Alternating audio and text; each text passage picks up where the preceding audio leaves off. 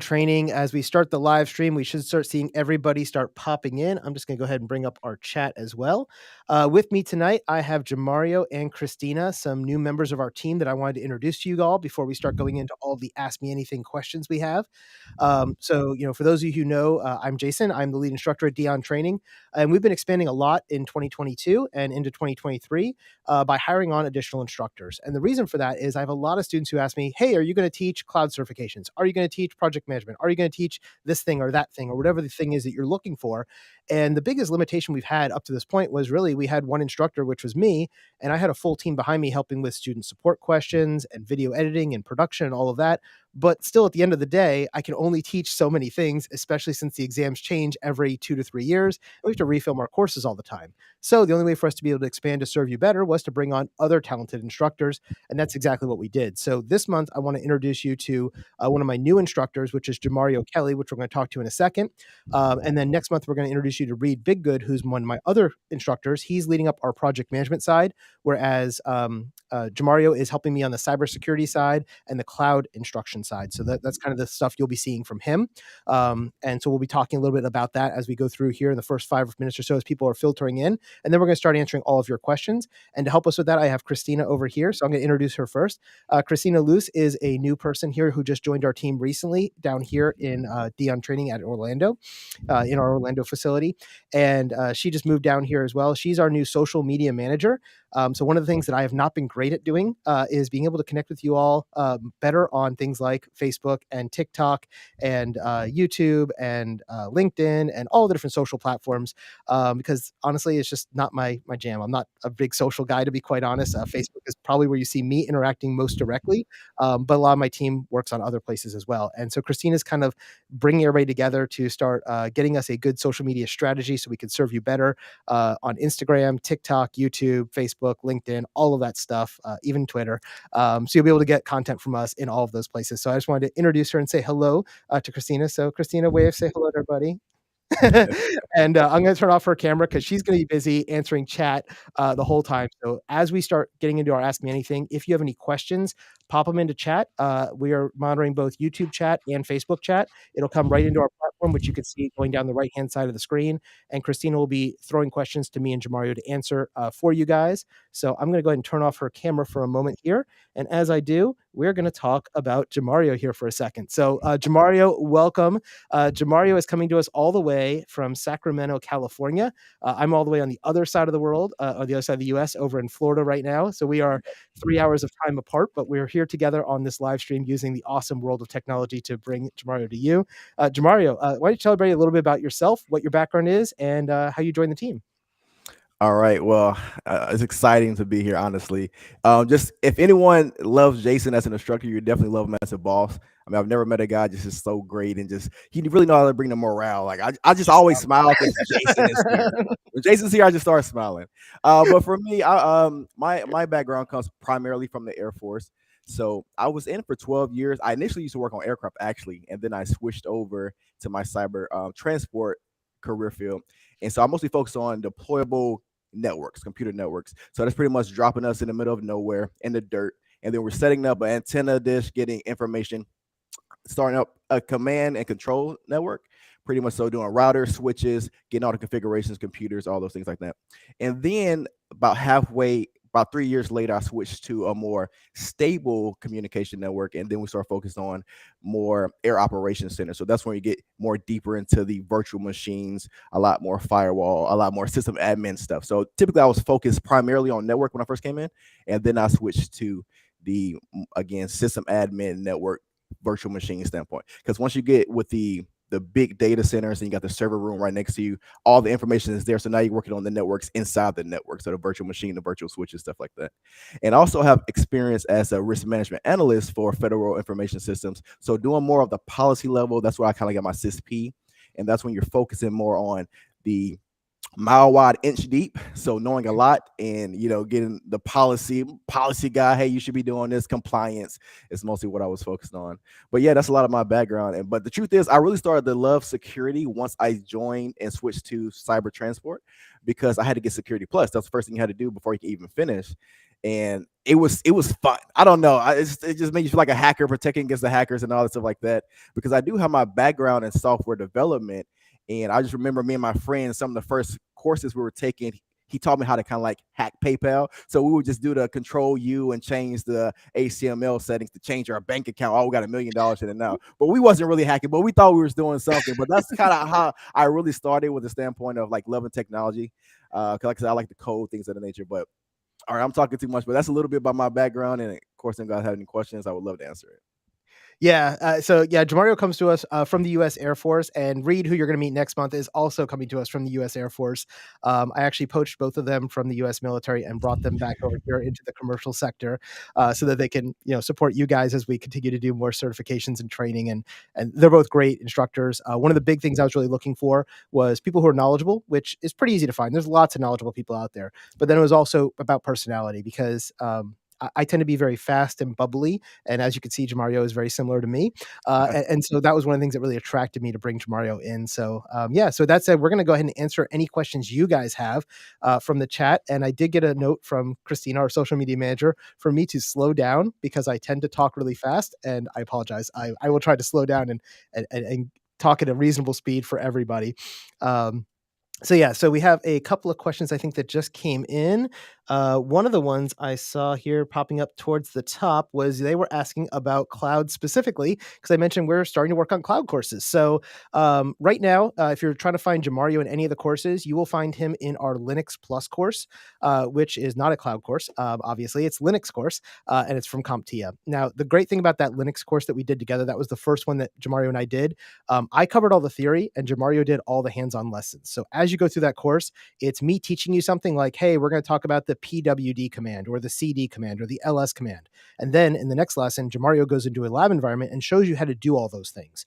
So as you're going through the course, half the videos are fully hands-on and immersive labs, and the other half is me teaching you knowledge and theory that you're used to, with me in front of the big blue logos and screens and all that kind of fun stuff. So that was our first one we did together. The second one that we've been working on is CYSA Plus, which we just finished doing all of the recording and editing for, and that's for version 3 of the exam, which is coming out in May. I know a lot of people have been taking the version 3 beta. Your exam results for the version 3 beta will come out in May when the real exam comes out. And when the real exam launches, we'll be launching our new version of the course for that, which is CYSA 003. We've done a refilming of that. We've upgraded everything, done a lot of new hands-on stuff with that as well. Really great course. It's about 35 hours, really in-depth content. So I think you guys are really going to love that. And then what Jamario and I are working on right now, in fact, I'm almost done with my half of the course, and Jamario's working on his half of the course now, is the Cloud Essentials course for Cloud Essentials Plus, which is CompTIA Cloud Essentials Plus. It's CLO 002 is the current version of the exam, and that's the first cloud cert we're doing. It's a really good introduction to the cloud to teach you the basics of the cloud, and it's vendor neutral. So it's not specifically focused on AWS or Azure or GCP, Google Cloud Platform. But in every lesson, we do talk about all three of those big players. So if we talk about something like cloud storage, then we're going to talk about the fact that there is 3 types of storage. There's object-based, file-based, and block-based storage. And if you're using AWS, for instance, we use S3 buckets, which are object storage. We use EFS, which is file storage, and we use EBS, which is block storage. Or if we're doing Azure, it's Azure persistent disks or whatever it is, right? We talk about all those things to make sure you guys are aware of how those work. And right now, the plan is to move from those Cloud Essentials into Cloud Plus, into AWS, and into Azure are really the 3 places we're looking, specifically at the entry level. So we're looking at things like AZ900, and maybe the first level and second level of Azure, first level and second level of AWS is kind of the current plan over the next 12 to 24 months. So hopefully that answers your question as far as cloud. That's kind of the direction we're going right now. And the first one for that is Cloud Essentials, which should be coming out in late February, early March, just based on how quickly we film and get that produced. So that'll be the first cloud course coming out from us. What questions do you have over there, Christina? All right. So our first question we have. You have to unmute yourself first to be able to read it. Oh, are you? Because I wasn't hearing you. No, you're muted. Oh, I had you. You blocked me. I blocked her. That's my fault. Okay. All right. Our first question says, are you still able to score a good job with no experience? I am a current grad student reaching my master's in computer science, but I'm also looking to receive the Security Plus cert. Awesome, great question. I'm gonna let her mute herself and turn her video off again. And awesome. Jamario, do you wanna start on that, and then I'll jump in? Sure. Well, see, I think, at least from my experience of having a lot of interviews with employers, a lot of times, especially in a small niche like cybersecurity, it's not a lot of people that's really in it, honestly. It's so many times I've tried to say, even though I've had people, I was like, "Well, what do you do?" "Oh, I'm in the world of cybersecurity." They're like, "What's cybersecurity?" And anytime I try to do like a little short snippet of any type of information, a lot of people get very confused. So it's actually a small field of people that's really in the cybersecurity world. And a lot of times employers will take a chance on you with no experience because there's no one else out there, right? And especially those entry level positions, because Security Plus, honestly, for a lot of jobs, it's going to get you, I think, roughly like 75,000 starting out, for at least what I've seen. Because again, it's a very hard certification to actually obtain. So I think it's definitely good for an entry level position for sure. Yeah, so I'll answer that a couple of different ways. First, you'd mentioned that you're in school working on your graduate degree, so you're working on a master's, which is awesome. The one thing you have to be careful of with a master's degree is that oftentimes it can price you out of an entry level job. Now, what I mean by that is you said you don't have any experience, right? So if you went straight from high school to college, you got a 4-year bachelor's degree, and now you went off and got a master's degree for 2 more years, you've now been in school for 6 years after high school. You're about 23, 24 years old, and you're looking to get your first job. The challenge is when an employer looks at you and you have something like maybe a Security Plus and a master's degree, they're going to look at that and go, this person has a master's degree, which most people, that means you have $100,000 or $200,000 in student debt behind it as well, which means you're going to be looking for a job making 70, 80, $100,000 a year or something like that in the US to be able to pay for that master's degree. And that scares some employers off. There's also been this shift recently in the last probably 2 to 3 years where degrees are becoming less important and certifications are becoming more important, especially in certain jobs. And the reason that this is happening is because of this big backlash against student loan and the big student debt crisis that we've had here in America. You didn't mention where you're located in the world. Based on the fact you're going for a graduate degree in computer science, I'm going to guess that you're not in the US and that you're outside of the US market. So, again, you want to check your local market and what employers are looking for. So one of the things I always recommend to people is the first thing you should do is go on something like Monster or Dice or LinkedIn and look at job postings in your area. Not because you're going to go apply for a job right now because you're in school, but by looking at those job postings, you're going to see what's important to employers. As you look at a job posting, for instance, the job that Jamario applied for, we said we were looking for people who had at least a bachelor's degree, had these certain certifications, was able to work full time, was able to work in person or remote or whatever those things were. And we said, here's the benefits and pay and all that stuff that we're going to hire for, right? And so Jamario could look at that and go, okay, I've got a bachelor's degree, but I don't have a master's degree. I meet the requirements. Or if this job requires a master's degree and he didn't have one, he might know that he needs to go get a master's degree. Or it might say, you need to have your CAS Plus. He doesn't have his CAS Plus, but he does have his CISSP. Now, to me, those are equivalent, and I could hire him either way. But in some companies, if they're a larger company, they wouldn't even see his resume because if we were searching for the word CASP and he has CISSP, he's not going to show up. And so those are the kind of things you have to think about. So as I look at job postings, the first thing I do is I look at what is the employer asking for, what is the required things they ask for, and then what are the recommended things they ask for. And I start looking across multiple jobs. And based on that, I'll start kind of creating a list. Okay, out of the 20 jobs I looked at, 15 wanted CISSP and 5 wanted CASP. Well, which one should you go for? You should go for CISSP then, right? Because 15 are asking for it and only 5 are asking for CASP, or vice versa, whatever that happens to be. Security Plus is a great entry level certification. And I could tell you, having worked over in the DC area, if you had your Security Plus, you could get a job making $60,000, $70,000, $75,000 a year as an entry level analyst. The problem is getting that first job as an entry level analyst is really, really difficult. There is a lot of competition for those entry level jobs. The great thing about the cybersecurity industry is once you have some experience, you immediately break through the noise because I can teach everybody on this call right now. We've got over 100 people right now listening to my voice. I could teach all of you to pass Security Plus in the next 5 to 10 days. It's what I do, right? That's not hard. I could put you in a Security Plus boot camp, sit you in a room for 40 hours, and get you your Security Plus. But will that necessarily get you a job? Not necessarily, right? And again, this goes back to where are you located, what jobs are available. And then this whole thing over the last 2 years with COVID has really just shaked everything up because so many companies move online. And then now we're seeing in 2023, a lot of these companies are going, we don't like this online thing anymore. We want everybody back in the office. And so some people who moved from New York City to Kansas and were working online for a company in New York are now being told you need to come back to the office 3 days a week. Well, if you're living in Kansas now, you can't do that. So those people are losing their jobs and new people are getting hired. So there's a lot of rotation going on right now. And then those companies like ours that are, almost fully remote, I can hire from anywhere, right? I'm in Florida, Jamario's in California. That didn't matter to me. I could still hire him over here because I didn't need him in the office every day because he could do everything over the computer. But if I need him in the office every day, he'd have to be over here, and that shortens up my pool of applicants. So those are the kind of things I think about when I start thinking about jobs. Just remember that no certification and no degree is going to land you a job. Those certifications and degrees are there to help get you through the filter and get you in front of a hiring manager who can then interview you and decide if you're going to get a job. If you don't have, if the job descriptions are saying must have Security Plus and you don't have Security Plus, you'll never get in front of the hiring manager. But just because you have Security Plus doesn't mean we're going to hire you. It just means we're going to interview you. And now we're going to decide based on your attitude, based on how we like you, based on how you present yourself, based on how you answer your questions from a technical perspective that can overcome some of those non-experienced things. So that gets us to the other question, which is that I always know is always the follow-up question to this. Well, Jason, I need experience. How do I get experience, right? So what are some examples of ways you've seen people get experience when they're running up against that wall? They've applied for 100 jobs and everybody's saying, come back when you have some experience, buddy. How do you get that experience when nobody will hire you? Over to you, Jamario. For that particular question. That was a question for you.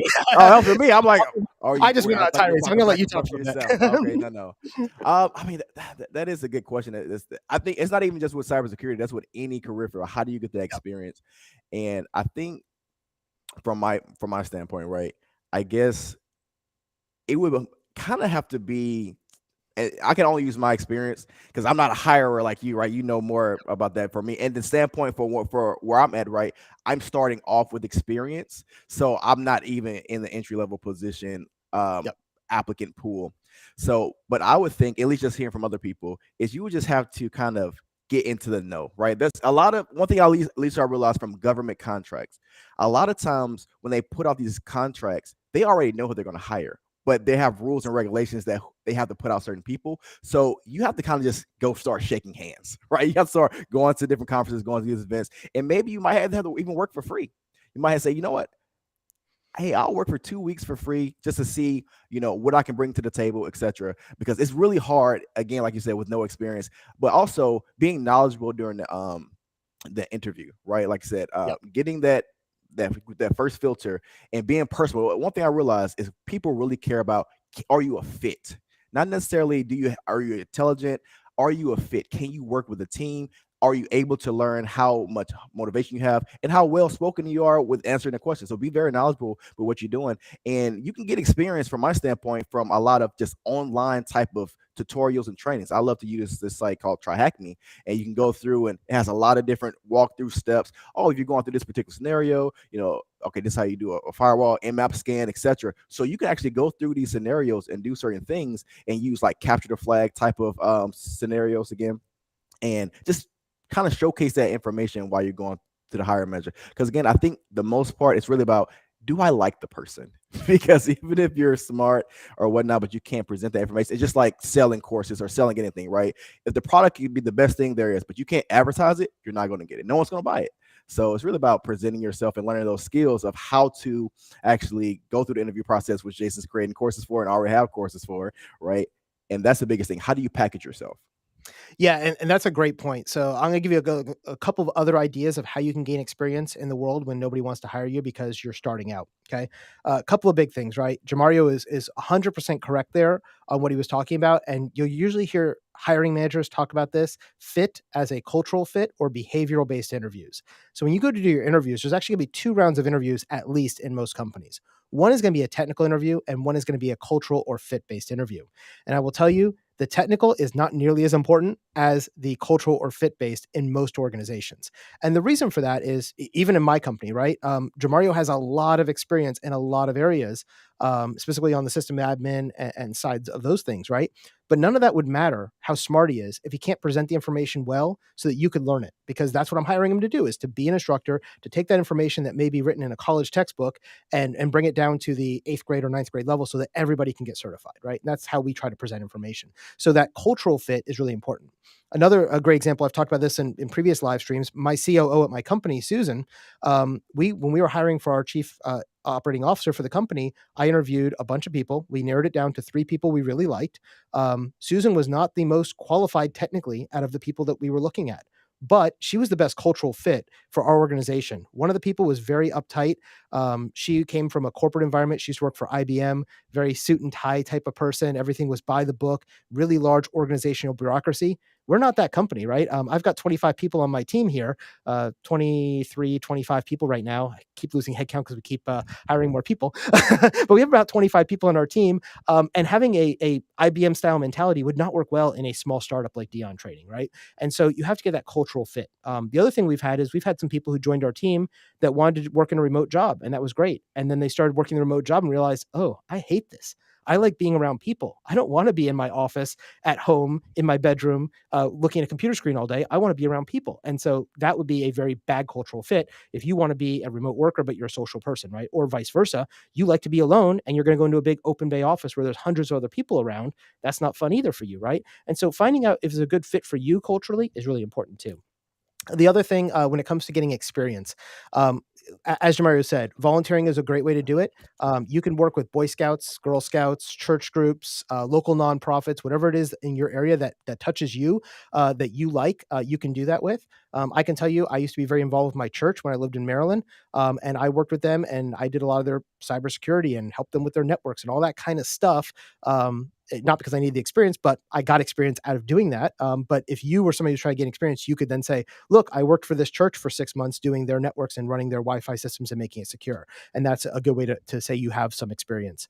Other things are joining blue team and red team competitions. There's a lot of them online that are free to join, and you could do them from home. And they're usually like a week long capture the flag type competitions. And if you place in that like top 5, tell somebody that in the interview, like, hey, I was participating in the 2022 Santa Claus CTF, and I was 5th out of 5,000 people, right? That tells me you actually know how to do the job, even if you've never done the job before, because you know how to do all the different hacking tools and pen tests and all that kind of stuff. So those are other ways that you can really get yourself some stuff. So keep that in mind.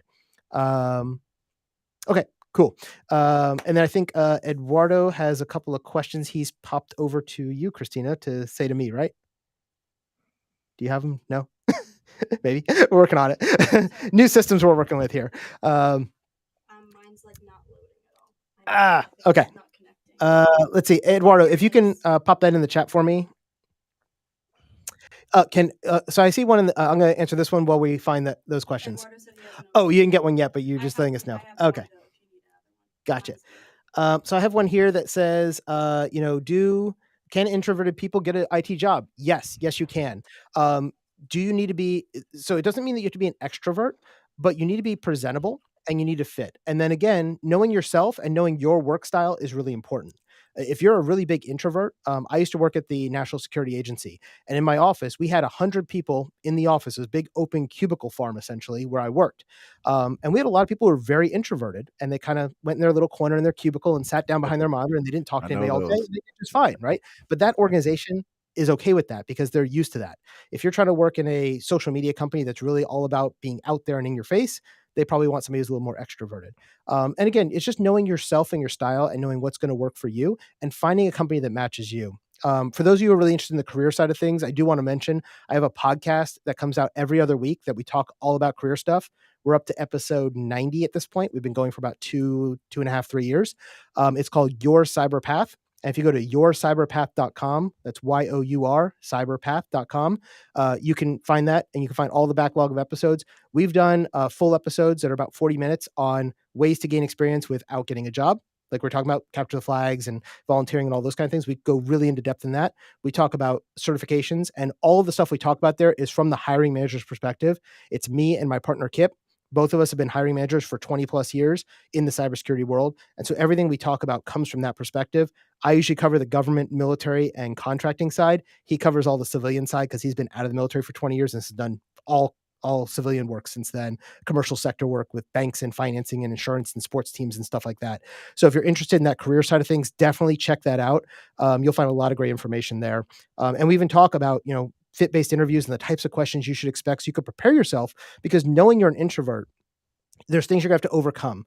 And in fact, Kip is an introvert. I tend to be more extroverted, and he has still been very, very successful in his career. He's made it all the way up to being a CIO at financial firms and insurance companies, and now he does his own consulting business.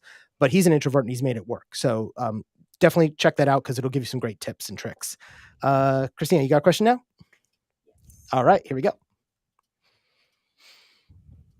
All right, our next question is, I have a question related to pen testing and the Pen Test Plus course. Are there any I other think you're muted because courses- I don't hear you in my headphones. It says I'm unmuted. Again, you are not. Oh, for some reason. Okay, there we go. All your fault. Oh, Let's try this again. IT guy, Kip, IT. I have a question related to pen testing and the Pen Test Plus course. Are there any other courses I can take to improve once I finish Pen Test Plus, or other certifications that you or Jamario recommend? Awesome. Great question. I'll let you go ahead and mute yourself and interrupt your video. And Jamario, I'll let you take the first stab at it, and then I'll give my suggestions on other pen testing stuff. I know you already mentioned Try Hack Me, so that's a great Yeah. one. Well, yeah. So for me personally, I just think it's fun to do those things, and I think real world experience is always going to be any type of certification. And because the truth is, those questions, and we have been a company that creates those type of scenario based questions, are going to be based off real world experience. And if you can do real world experience, like I said, like you mentioned, the different bounty hunters, right? I know Hack One. I think that's one that's very popular. Hacker One. Hacker One, yep. And a lot of companies, what they're doing is they're switching the model from regular penetration testing, and they're doing crowdsource penetration testing. So they're opening the door, saying, hey, anyone, of course, you got to follow specific type of guidelines and disclosure policies, but they just want anyone to kind of attack their network, and then they pay rewards based off the bounty and the vulnerability level that they receive.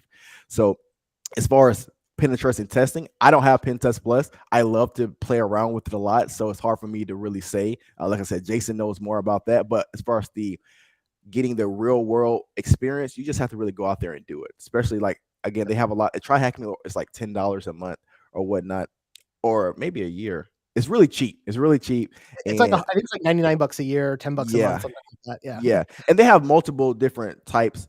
They're just very focused on a scenario base, and they walk you through how to do different exploits, upload, doing metasploit, payload deliveries, going through hash dumps, all these different things, and it's going to get you ready for sure. But Jason will know more about these career path and certification standpoint.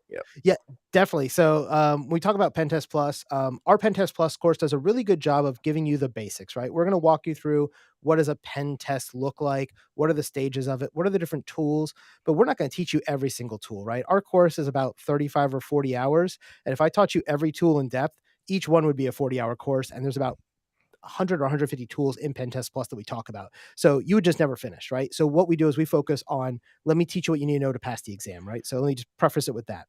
That being said, if you buy the version of Pen Test Plus on my platform on diontraining.com, you also get the hands-on labs that we have that go with it, which is about 40 additional hours of practice. And you'll go in and actually do all that stuff in a walkthrough environment. So on the left side, it'll say, we're going to run an Nmap scan, type in this command, see these results, here's what they mean. And it gives you all that step-by-step.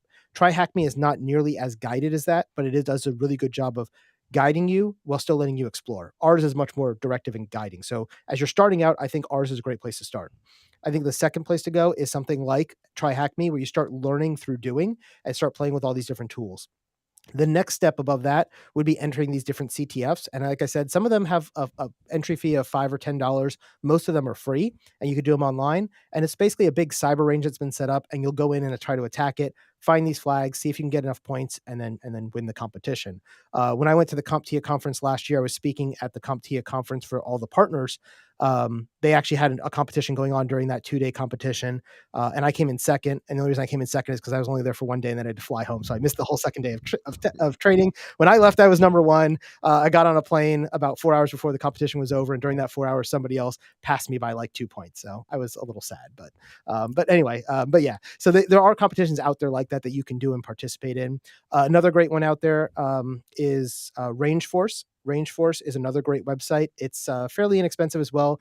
Try Hack Me might be a little cheaper, but Range Force does a good job. They've got hundreds of different challenges, everything from blue team, red team, and even blue team versus red team, where they'll pair you off and say, okay, Jamario, you're a defender, Jason, you're an attacker, go. And you have like a week to attack each other and defend each other. So those are really fun and really good ways to learn as well. The other thing I'd recommend, if you follow me on Udemy, you're already a Udemy student, go and look up Zain, Z-A-I-N. I can never pronounce his last name, but if you type in ethical hacking and the word Zain, Z-A-I-N, he does a really good job of hacking courses, and all his stuff is done in a way that is very hands-on, very deliberate. None of it is tied to a certification, but he has like a course just on Nmap that's like 10 hours long. He's got another course just on Wireshark. He's got another course just on Metasploit. And as you go through these courses, he'll teach you how to do everything in a hacking from A to Z. And he's got one big grand course, I think it's like 50 or 60 hours that covers everything. And on Udemy, you can probably pick it up for 10, 20, 30 bucks. So it's a really inexpensive way to learn that. The other place I always recommend to check out is stationx.net. Station X like the letter, and then .net. It's run by Nathan House, who's another Udemy instructor who started his own platform. He's got a bunch of stuff on Udemy as well, but if you go to stationx.net, you can buy either a lifetime membership or a yearly membership for about $100 to $200, I think it is, and you get access to all of his courses. And so that's the most effective way to do it, to get a library of everything. And he's got things from web application testing, every single type of tool you have, from Nmap to ZenMap to Wireshark to Metasploit, whatever, SQL map, all that stuff. And it's all included for this one subscription price. So that's another great way to learn. And as Jamario said, hands-on doing is going to be the best way to learn this stuff. Start hacking. The other place I like, if you're looking for a completely free solution, is vulnhub.com. VULN, like vulnerable, VULN, hub, HUB.com. I think it's .com. It's either .com or .org.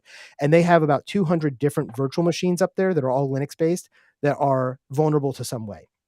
And your job is to go in and figure it out. And they classify these as easy, medium, and hard, and then they'll have a name for it. So this might be the Dion Training 123 box, right? And if you want to learn how to do it, you type in to Google Dion Training 123 walkthrough, and it would give you the steps of how to beat that box. But that's another good way to learn. Start out with the easy ones, progress up to the medium, then go to the hard. If you can do all those on hard, you're going to be a great pen tester. And again, this is something you can go to your employer or a potential employer and say, hey, I've done these 5 boxes. These are the type of tools. These are the type of exploits.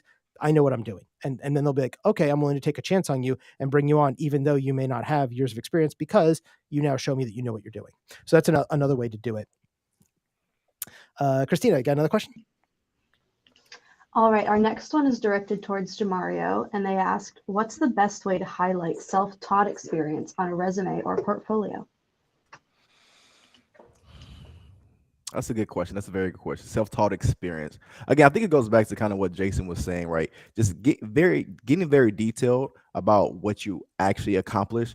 And I know resumes should be kind of short, but again, you just gotta be very detailed. Again, the biggest thing is you just have to make it through the filter. It's a hard way to do it. There's really no one-way solution. And the truth is that, again, like you said, it's competition, right? Depending on the particular level, as you get probably more experience, is probably lesser competition at that standpoint. But again, at the entry level, I'm highlighting the self-taught experience is kind of tough, but you really just need to be able to get to that interview. Once you get to the interview, that's when you can really let loose, because a lot of times they're going to ask you scenario-based questions. Hey, if you're in this scenario, how would you accomplish this particular situation? And you say, oh, easy.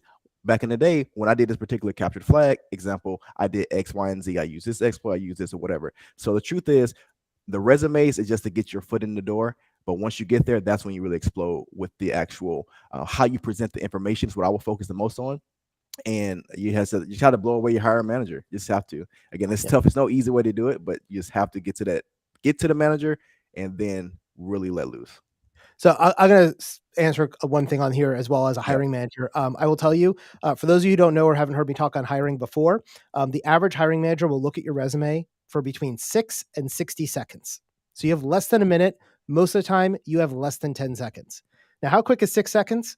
1, 2, 3, 4, 5, 6. I'm on to the next candidate.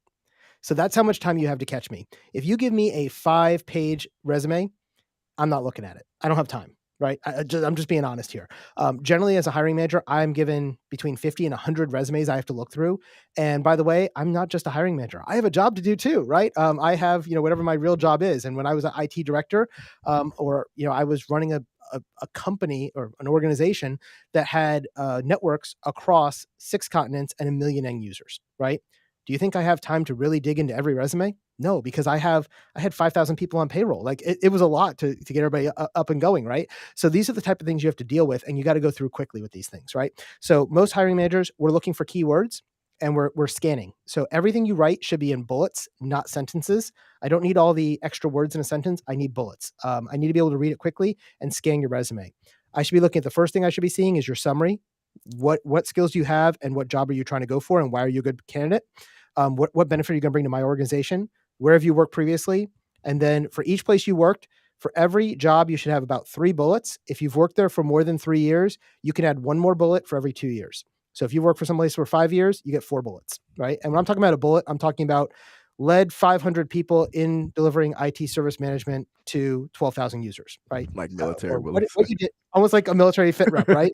So Yeah. in the military, we have these things called fit reps, which are your yearly evaluations, and they're all bulleted like that. It's like extreme leader, a great leader, and then here's why I'm a great leader, right? And so you want to do the same thing because you're trying to catch our attention. And the reason the military does this is in the military, when they go for promotion, they look at they look at their record, the last 5 years of their life, and they have about 30 to 60 seconds to decide, is this person ready for promotion or not? And Yeah. so it's kind of the same thing. So you got to get used to writing these things in very short, very to the point, and very, very quickly. When it comes to self-taught, being able to take credit for the things you know is important. No problems there at all. If you're like, hey, I've got experience with Windows Server 2019. I have did it in my lab at home. Here's all the things I've done with it. Awesome. Only thing I'll warn you about is when you're putting down things that are self-certified, basically is what you're saying, hey, I have this experience because I've used this tool. I don't have a course to show it. Just be prepared that anything you write in your resume is fair game for me to ask you about when you're in the room with me. So if you do get to the second stage and you go from the resume to the interview, I'm now going to look at that a little bit closer because I've now decided I'm going to bring you in because I might get 80 to 100 resumes. I'm going to pick out 5 that I like the best. And those are the 5 who are coming in for interviews. And now if I'm looking at it, I'm going to say, so Jamario, you say you have experience with Nmap. Tell me a little bit more about that. And you're like, I've never Exactly. used Nmap before. I just wrote it down because it was in the job description. Yeah. Wrong answer, go away, right? So, it's okay to write things down that you've done yourself. But the way I'm going to ask you to prove it is probably going to be in a technical interview. That's most of the time I'm going to say, you're like, hey, I use Metasploit in my lab environment. I've done this, this, and this. Great. Walk me through what that looks like. Tell me how that works. Tell me what kind of commands you run. If you want to do a SYN scan in Nmap, what does that look like? Well, if you write down you're familiar with Nmap, you should know that it's Nmap-SS. It's And just, if you don't know that, then guess what? You're lying to me. And now I don't trust you and I want you out of my office, right? And so these are the kind of things you have to think about from a hiring manager's perspective. And then the other thing is, remember, as a hiring manager, you're there to solve my problem, right? My problem is I have a hole in my organization. I have work that needs to get done and I don't have a person to do it. So I'm trying to hire somebody that makes my life easier by having you take over those jobs. And so if that's why a lot of times hiring managers aren't willing to hire somebody without experience, because if you don't have experience, it takes me a lot longer to train you up and bring you up. I'll tell you personally, I've had this problem when I hired somebody like Jamario or somebody like Reed, right? There's not really a place I can go and find people who already know how to do online training like I do. It's not the same as somebody who teaches in a boot camp for 40 hours and talks to you for 8 hours a day. That's a different skill set.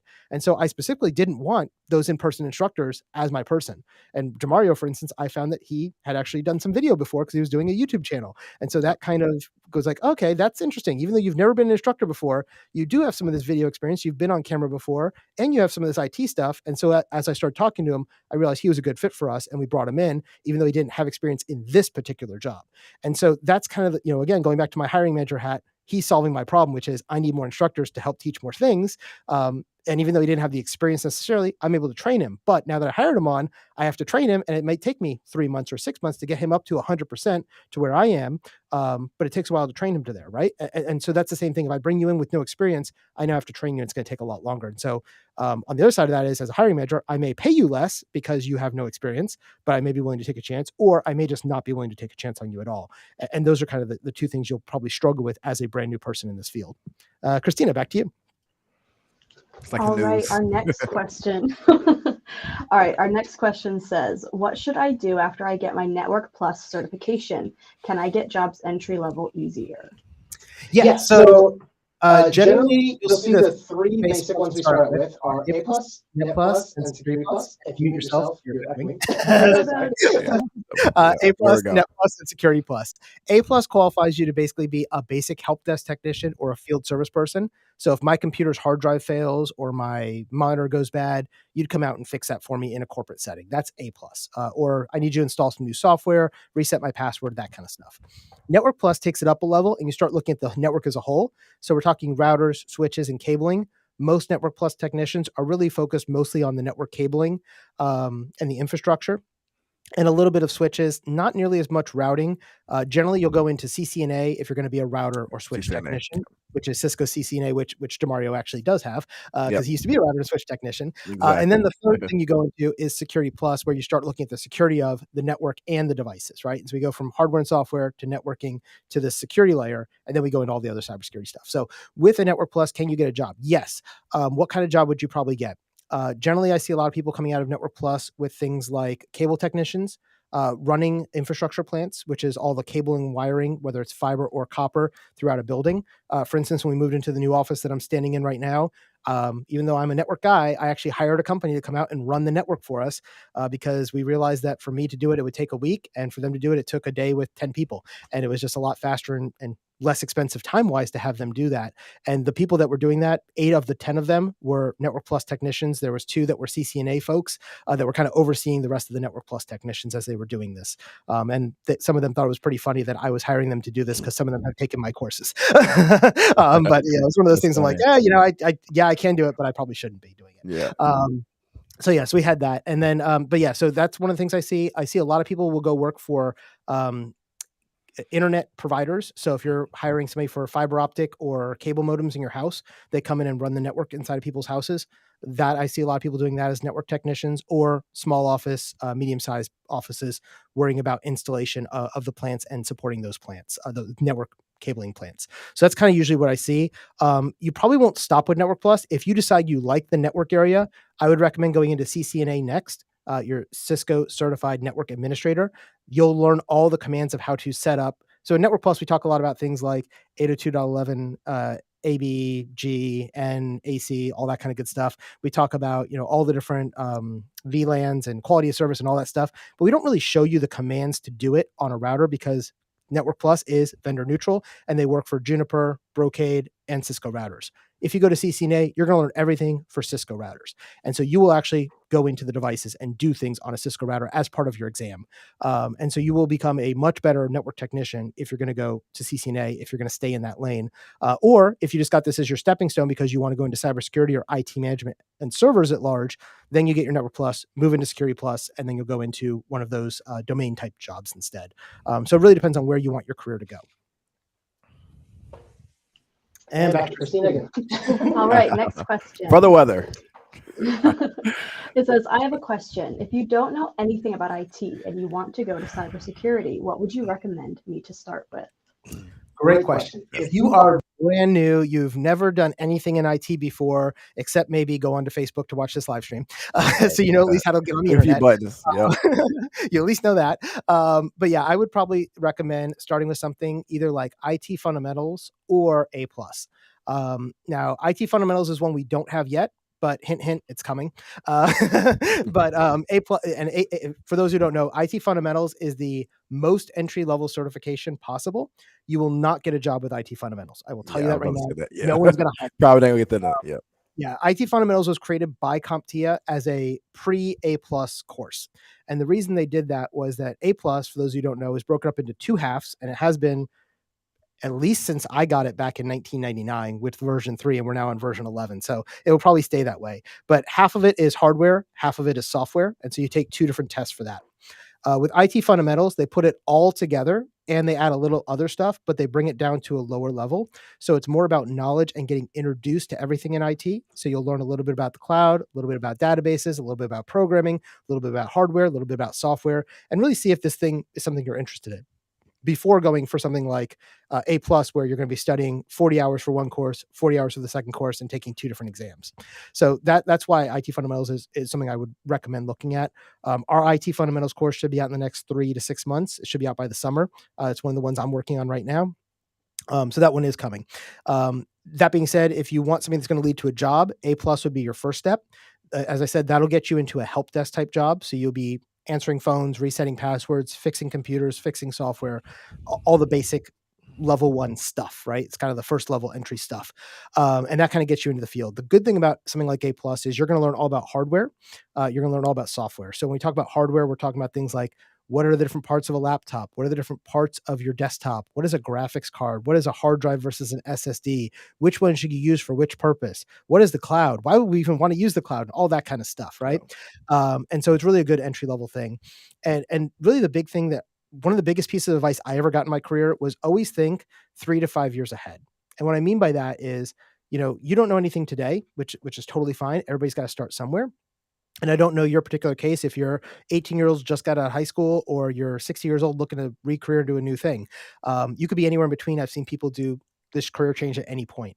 But knowing that 3 to 5 years, where do you want to be? And hey, I really like this whole idea of being a pen tester, or I like the idea of being a cybersecurity analyst, or I really like the idea of networking.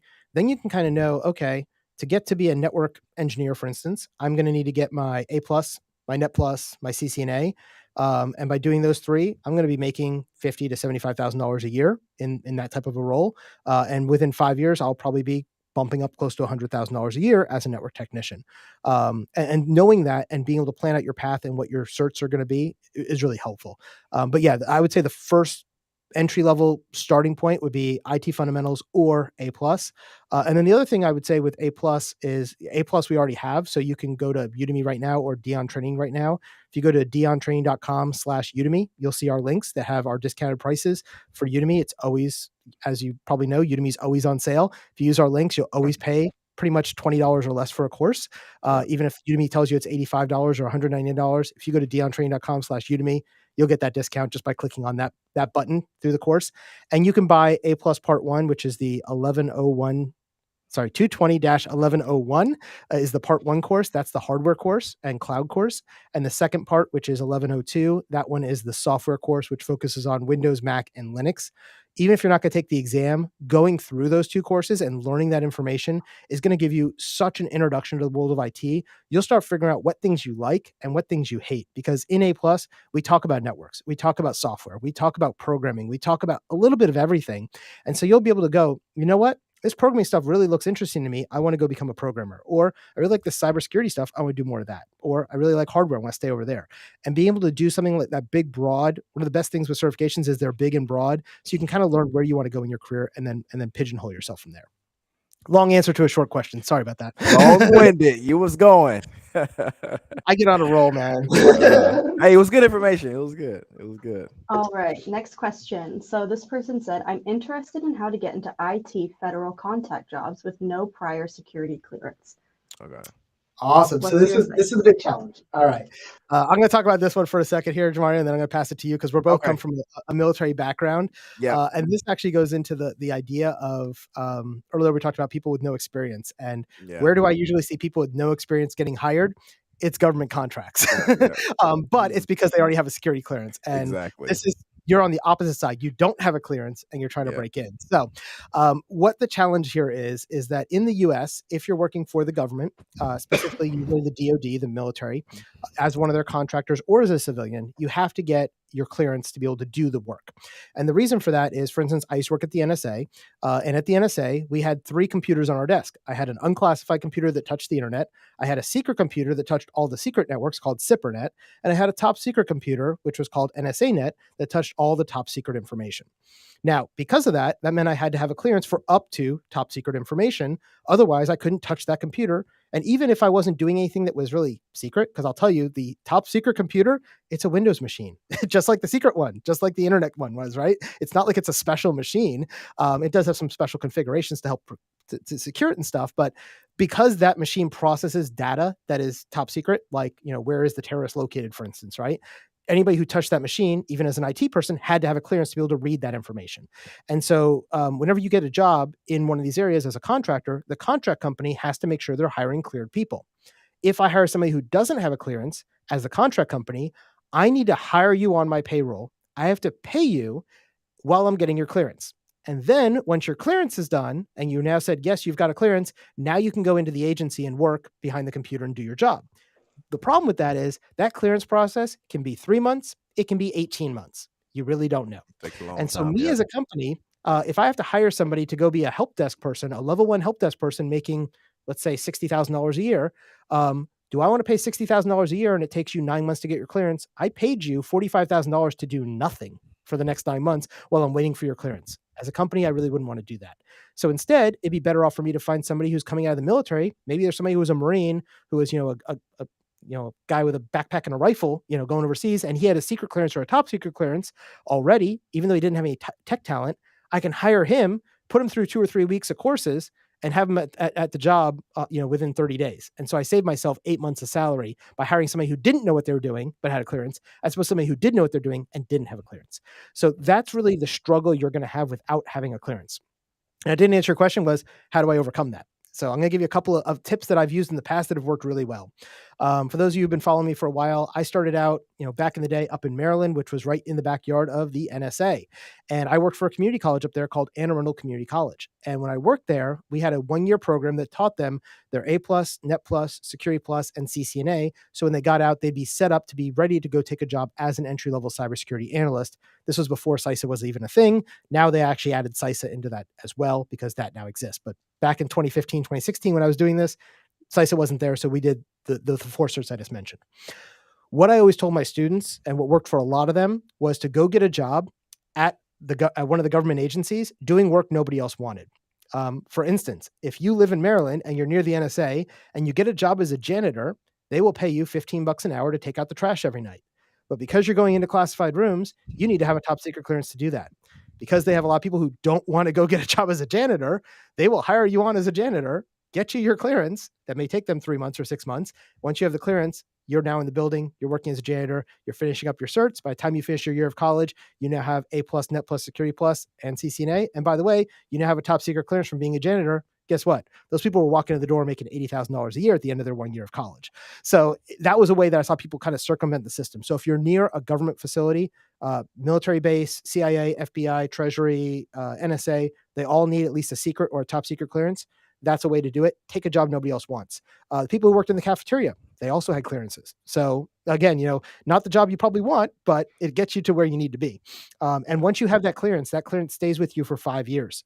Once you have it, it's very easy to re-up and it's not a problem. I will tell you, for me, my clearance is no longer active because I've been out of that world for a couple of years now. And so if I wanted to go get a job, even as qualified as I am, back at the NSA, it would probably take me 6 to 9 months to get back in there because I'd have to go through that whole security process again, including the polygraph, including all the paperwork, all the background checks, all the financial checks that goes into that. So it is a long and drawn out process, unfortunately. The best way around that is to work for the government in some other capacity. And then the other recommendation I would have is check out usajobs.gov, which is the clearinghouse for US government jobs that are civilian jobs, not contract jobs. If I'm hiring you as a contractor, I have to pick up the tab for your service, and the government doesn't reimburse me until your butt's in the seat doing the work, which could take 9 to 12 months. And even then, they're not paying me back for the 9 months I waited for your clearance. If I hire you as a secretary, a janitor, even a level 1 help desk person as a government employee, the government doesn't have that same stigma, and they don't care if you have a clearance or not. They'll still hire you and put you through the regular process. So going direct to the government will work out well for you. The biggest drawback to that is the government tends to pay less. You'll usually find that contractors will pay you at least 50 to 100% more in salary than the government. So where the government might hire you on as a GS7 making $45,000 a year, that Yeah. same job as a contractor might pay $75,000 or $80,000, almost double, right? But if you're trying to get in, getting that clearance from a civilian way is a way to go. The other way you can do it is a lot of people don't want to do this, but you can join the military. That's one way to do it. That's what Jamario did. He's got his clearance from joining the military. Right. His clearance Yeah. will be going away here pretty soon because he's been out of the military for a while now. I got a good year. I got a good year. Yeah, usually 12 months is when they cut off your clearance. So his Yeah. clearance should be going away shortly here. And then the second, another way you can do it is military reservists. I have a couple guys on my team that are military reservists, so they do 1 weekend a month with the military and 2 weeks a year. And by doing that, they are getting training from the military, they're getting their health insurance from the military, and they're working 1 weekend a month, 2 weeks a year over in California, and they have their clearance because of that. And so the person I hired, one of my other hires recently, he's on our development team. He actually had a job as a master at arms in the Navy, which is basically a military policeman. And because of that, he had a secret clearance. He now is working as a reservist and he's moving into the cybersecurity field in the reserves. For us, he's actually a developer. He's a coder. And so he builds our back end of our website. Enrique is who I'm talking about. Jamario, if you're wondering who I'm looking like, who is he talking about? So Jamario. Sorry, Enrique. So he's actually a reservist for the Navy. And so that's a way to get your clearance as well, as if you work as a reservist, the Navy, Air Force, whoever will give you your clearance. But that only works if you're 20 to 40 years old in good health and can pass the physicals and don't mind being a part of the military. But that's another way I've seen a lot of people break into that world. Any other ways you've seen, Jamario? I think I kind of probably covered them all.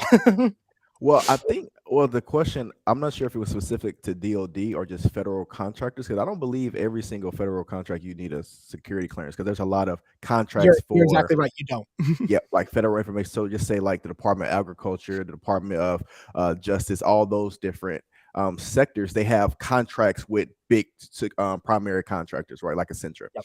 And so those developers that are on that team, they don't have, because you're not touching secret information. I mean, the confidential information, typically the highest it goes to. So you can be a contractor on the non-DoD side and also get a job that way. Yep. Yep, that's a great point. So yeah, when I'm talking about the clearance levels, when we talk about unclassified, that's everybody. When we talk about no foreign, it just means no foreign nationals. So if you're from India, you can't get a job working for a company that's working on a classified project because you are a foreign national, for instance. Whereas if you go into your confidential and then secret and then top secret and then all the caveats, all of that is DoD side, military side. But there's another thing called public trust out there, which is really easy to get. And so if you ever see that says public trust required on a job description, apply anyway, because they can get you that public trust in about 30 days. So most companies won't worry about that. And that's what's used by Health and Human Services, Social Security Administration, and there's a couple other ones out there. I have a friend who works for Social Security Administration. He is a contractor for them, and he does not have a clearance, right? Because what he's working on is Amazon Cloud Services, and he's doing a bunch of back-end coding for them, and he never touches the information. He just touches the infrastructure, and all he needed was a public trust for that. And so there's a very easy way to do that. So that's another way in. You can still work as a government contractor, but not in the clearance space. I will say, if you have the opportunity to get a job with a clearance, do it. The reason why is once you have that clearance, it is so much easier to move to other contract companies or other government agencies because, like I said, it's a 9 to 18 month process. And so if I have a choice of hiring Jamario with a clearance or you who is better qualified without a clearance, I'm going to hire Jamario as a government contractor doing that classified work because it's cheaper for me. So keep that in mind as well. But there are lots of different jobs out there that you can get that do or do not require clearance as you're breaking through. Back to Christina. All right, our next question says, what certifications will you recommend for GRC? Also, do you plan to release a course on Udemy for GRC and its career path? Yeah, great question. Awesome. So GRC, I'm going to define that first and then we'll talk about it. So GRC is governance, risk, and compliance. And GRC is big business. It is awesome. So if you're not familiar with what those terms mean, when we talk about GRC, we're talking about policy and procedures. So Mario said earlier on that that's the last thing he was working on was policies and procedures, right? That's GRC. It's where you're running the scans of the network and then finding out, okay, based on these scans, here's the vulnerabilities we have, and here's how we're going to patch them and mitigate that risk. And so governance, risk, and then compliance is verifying you are compliant with the requirements you have. For example, we are a company that accepts credit cards. When you pay for your stuff, you use credit cards. Well, we have to follow the compliance requirements with PCI DSS payment card industry data security standards to be able to accept those credit cards and do it in a safe and secure manner. If we don't, we lose the ability to do those credit cards. So part of what we do is scans of our codes, scans of our websites, scans of our systems to ensure we're in compliance with the things we need to make sure we are meeting the policies. So that's GRC. To answer your question, yes, we have actually 2 courses already on GRC that are sitting on Udemy that you can take right now. And both of these courses are ones I did with Kip Boyle, who's my partner from Your Cyberpath. And one of them is the NIST Cybersecurity Framework, NIST, National Institute of Standards and Technology. The cybersecurity framework is all about GRC and how you do that in a large organization. It is not focused solely on government. It is also used around the world in lots of different places. And the thing I really love about that course is it's a rather short course. It's only about 4 hours long. But one of the things we do is we're not teaching you theory, we're teaching you how to do it. In fact, as I mentioned, Kip is a former CIO, Chief Information Officer and Chief Information Security Officer, and now he does consulting work. And most of his business is done around the NIST cybersecurity framework and doing this GRC type work. And so as we went through the course, we taught both the theory as well as what does he do on a daily basis in his job. And part of that course, in the bonus of it, is you can download this Google spreadsheet workbook thing that he created that he actually uses with all his clients that goes through and creates and walks you through the whole process of the 7 steps of the NIST cybersecurity framework and how to do it. So if you're interested in GRC, definitely take that course. The second one we have on Udemy for that is our RMF course, which is the Risk Management Framework course, which is also made by NIST. And the Risk Management Framework is used mostly by the DoD and federal IT systems. NIST cybersecurity framework was made to be for everybody. RMF was really designed for the government to use internally. So if you're working as a government contractor, government civilian, with the military, with the Department of Treasury, with Homeland Security, whatever, they all use RMF. And so that course was done in a very similar way. We go through all the processes, we teach you how to do it, and then we give you application of it. So you're actually learning how to do it, not just let's pass a test, because there is no certification for those two yet. That being said, I am working with a group and we are looking at making a certification specifically around the NIST cybersecurity framework so that people who go through our NIST cybersecurity framework course or other courses on that can then go take the certification and use that as a way to say to an employer, look, I know how to do NIST cybersecurity framework. And we're looking at making that as a foundation level, which is basically, do you have the knowledge? And then at a practitioner level, based on these scenarios, can you answer the questions and show you can do the job? For those of you who have ever taken Prince 2 Foundation and Practitioner, which is a project management certification, it's kind of built that same way. Foundation is ABCD questions based on knowledge. The other one is all based on case studies. We give you case studies, we give you scenarios, and based on those, you would then answer questions of what would you do in the real world, and based on your answers, you would then score properly or not. So that is something we are in discussions and talking about because we see that as a gap in the marketplace that currently doesn't exist. And most of the NIST cybersecurity framework practitioners are doing it based on a self-certification, to use somebody's term earlier on their resume, saying, yes, I've done NIST cybersecurity framework before. And what hiring managers are seeing is we really would love to have a certification. So we just say, yes, they've got that, put them into the yes pile. We'll interview them instead of having to go through and read through all those resumes. Because again, 6 to 60 seconds, if there's a certification associated with it, they can quickly match that on the HR filters. So those are the 2 that we already have for governance, risk, and compliance. The other one that I would recommend you take a look at if you want to learn more about it, even if you're not going to do the certification, my CAS Plus course, which is on Udemy and LinkedIn, domain, trying to remember on version 4. It's either domain 1 or domain 4. I always get them backwards. On version 3, it was either domain 1 or domain 4, and now on version 4, it's domain 1 or domain 4. They flipped it. But either way, that domain of that exam is governance, risk, and compliance. It's GRC. And we spend about 4, 5, 6 hours going through all the GRC concepts, including how do you do a risk assessment qualitatively, quantitatively, how do you measure risk, how do you look for vulnerabilities, how do you do assessments, how do you do compliance, what are all the rules and regulations you need to know. All that stuff goes into that GRC.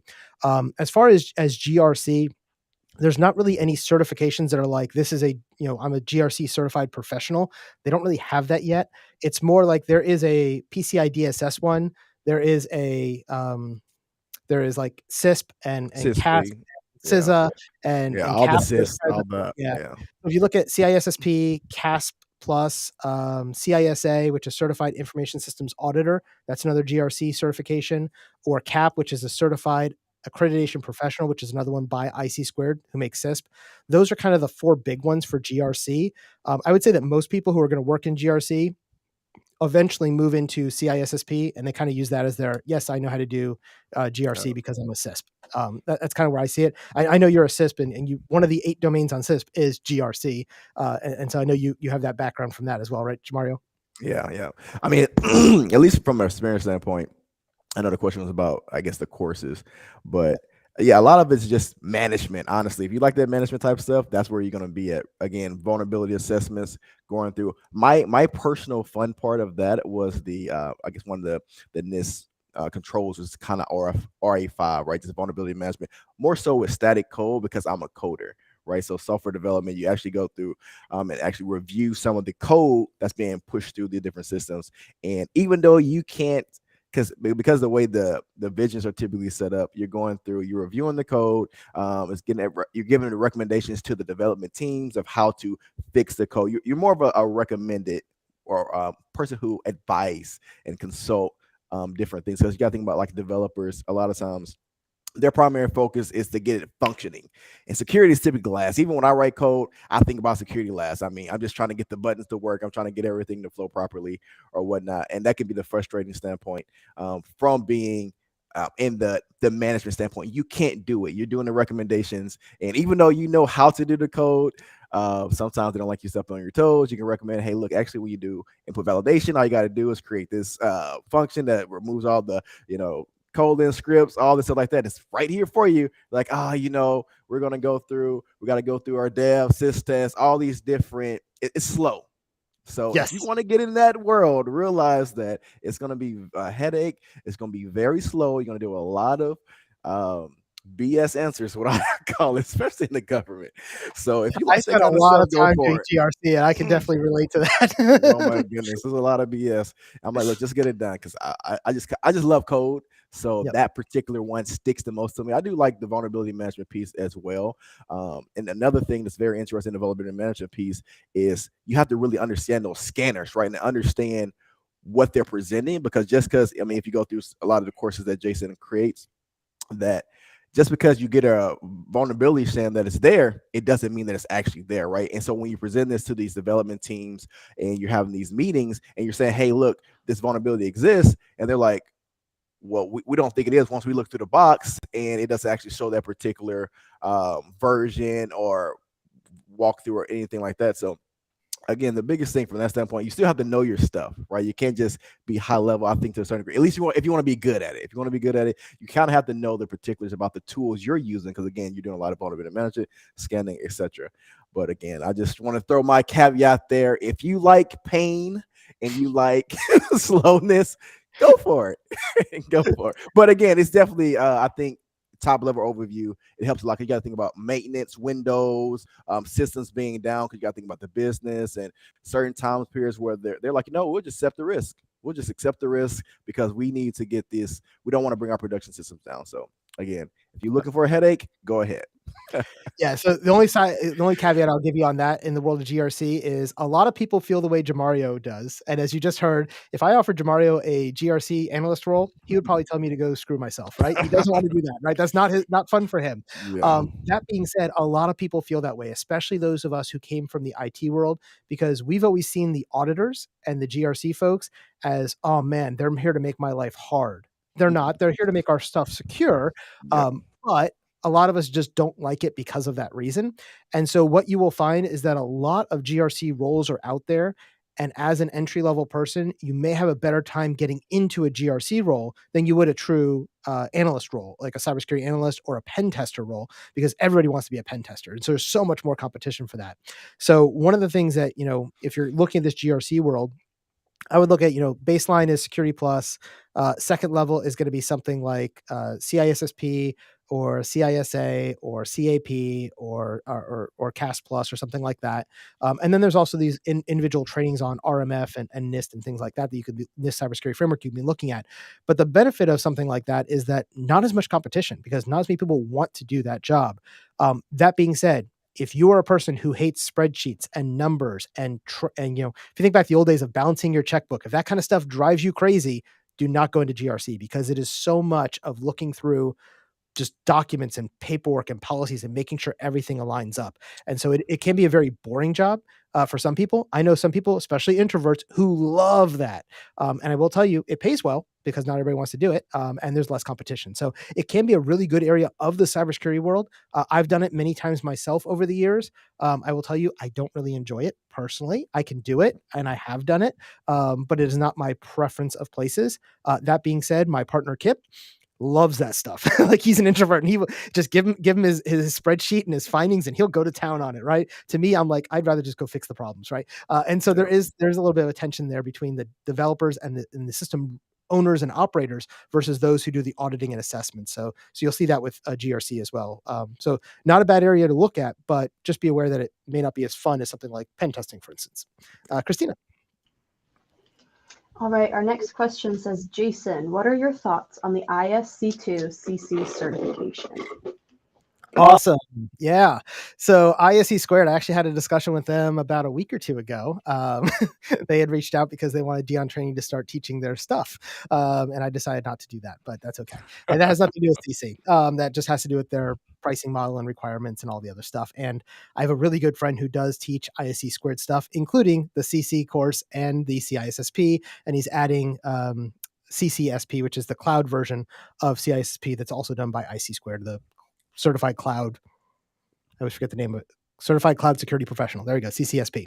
But yeah, CC. I think it's a great certification, and really, what not CompTIA, what ISC Squared was doing here is that they are trying to get people into the entry market. So, for those who don't know, ISC Squared probably 80% of their revenue comes from CISSP. CISSP is the granddaddy of IT certifications. Everybody knows it. Everybody wants it. If you get that cert, like you're not going to be without a job for very long because everybody requires it, right? At the higher levels. So that has always been their bread and butter. They had the CCSP that's been doing pretty well. They have the CAP, which is the Certified Authorization Professional, hasn't been doing really well for them. They have SSCP, which is basically a Security Plus level certification, which is the System Security Certified Professional, I think. I always forget the name of it. But SSCP hasn't really sold real well, and it's been out for probably 10 years or more. And now what they've done is they've added this CC. And the reason they did that was they wanted a certification that was very early, very entry level. This is like it's like pre-security plus. Because what they were seeing was a lot of people would go to security plus and then they would go up to CISP. And IC Squared said, well, if we can get something lower, maybe they'll come to us first and then go to SSCP and then go to CISP, right? And so they're trying to get people in their pipeline earlier. That said, the information you're going to learn is awesome in the course. Are you going to get a job with that?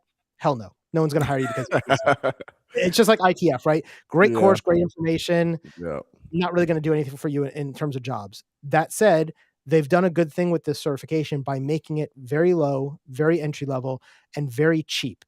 In fact, I think their first million they were giving away for free or something like that. They've already had like 100,000 people get certified, and they were basically giving it away to get marketplace dominance early on. There's another one that's coming out from another company, LPI, which is Linux Professional Institute, who we are partnered with, called Security Essentials. And that one is coming out this month. I've already taken the beta for it. And I am in the middle of filming a course with Kip Boyle for Security Essentials. And that one should be coming out in February or March as well. Very similar to CC. Basically, it's a good overview, pre-security plus, entry level, and again, very low cost. With LPI, I think their cost is something like $90 to $120 to get certified. But again, I don't think it's going to get you a job. But if you're like that person who asked me earlier, what should I do if I'm new to IT and want to decide if this IT thing is for me or the cybersecurity thing is for me? Something like CC or Security Essentials is really good to be able to go in, see if you like this, see if you like this whole idea of learning and education and testing based on these things. Because in this world, you're always going to be taking some certification exam. I could tell you for my first 5 to 10 years in the IT field, it seemed like every 6 months to a year, I was taking another certification to kind of build myself and get to the next level and get to the next level. And these are very entry level, so they're not going to be tied to jobs, but they are going to at least give you a good overview of if this is right for you. So there's nothing wrong with it. But if you take it thinking you're going to get a job, like, hey, I'm going to take this, now I'm going to get an $8,000 a year job as a cybersecurity analyst, not going to happen. That's not what that cert is designed for. It's designed to get people into the door and to understand ISC Squared as an organization and their career path, and B, what is this whole IT security thing about, and do you want to be a part of it? And I think, Jamario, you had just taken the Security Essentials as well, right? The beta? Yes. Yep, I took Yes. it. Yeah, Yeah, yeah, and the thing I liked about it, versus the CompT exams is it was very straightforward. The way they asked questions was very direct. It was like a one-sentence One question with sentence. Yep. ABCD, whereas most time when I see a CompT thing, it's like, "Jason, instructor Yeah. at Dion Training wants to do this, and this thing happened, blah, blah, blah, blah. So what's the answer?" And you're like, "Oh, what the hell are Yeah. they even asking me?" But Yeah. with CC, I found they were a little bit more difficult the way they worded questions because they do come from ISC squared. And for anybody who's taken CISP, they ask questions in a really weird way. CompTIA tends to be a little bit more middle ground, and then LPI with their security essentials was much more direct. CC is kind of somewhere in between those. Christina. All right, this is the last question that I have right now. So if there are any burning questions that you have not had answered, go ahead and put those in the chat and I'll do my best to catch them. Let's All think right, about here's the running. question. Fun.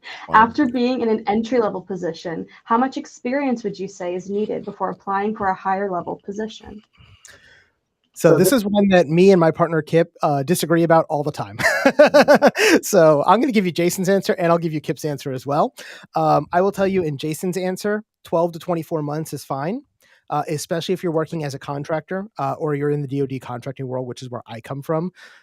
Loyalty is not rewarded in our world, and generally people will jump contracts all the time because that's how you get a bump in pay, either a pay raise, a new promotion, or a new opportunity at someplace else. And breadth of The other experience. thing is, for instance, when I was working at the NSA, we had a lot of contract companies. Like you said, we have Booz Allen, General Dynamics, all these different companies. And if I went from Booz Allen to General Dynamics, I might have gone from making 100 to making 120. Where if I said, "Hey, Booz Allen, will you give me a raise?" They go, "Sure, we'll give you 3%." You're now at 103,000, right?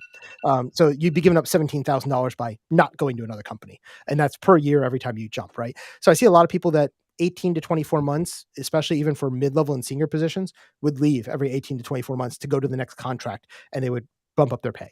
So that's one of the things I see. As far as an entry-level position, you probably want to be there for 6 to 12 months at least. And the other thing is it does depend on where you're working. If there's that culture of jumping places, and that's considered acceptable in your area and your region. I could tell you in the DC metro area between Baltimore and basically Alexandria, Virginia, that whole side of the country there, it's very common to jump contracts very, very quickly and very, very frequently. So it wouldn't be looked down upon by a hiring manager there. Now, if I'm in a different area of the world or a different part of the country where people value that loyalty, and they see that you've been jumping around every 6 months or 9 months, they might go, do I even want to hire this person? Because if I hire Jamario, he's going to leave me in 6 months, right? And that might be Money. that could I need more be the money. answer, right?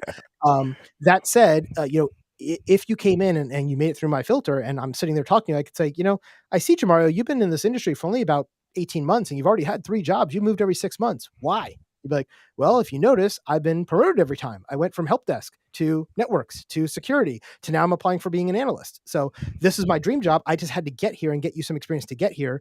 I'm planning on staying here for a while, right? Like this is the last step on my journey. Okay, cool. I can live with that, right? But if you were like, if you went from help desk position 6 months later to help desk position 6 months later to help desk position, and you're doing the same position, I may look down on that and think you're not going to give me any loyalty. You're not going to stay with me. That being said, in America these days, and I can't speak for the rest of the world, but I can tell you in America, we have not been valuing loyalty of our employees. Most companies do not care if you stay or go. You are a number to them, and you're only as valuable as the last thing you did for them. And we saw that very recently. If you look in the news, the last 30 to 60 days, Facebook, Twitter, Microsoft, Amazon, they've all been laying off 5, 10, 15,000 employees, right? Week after week.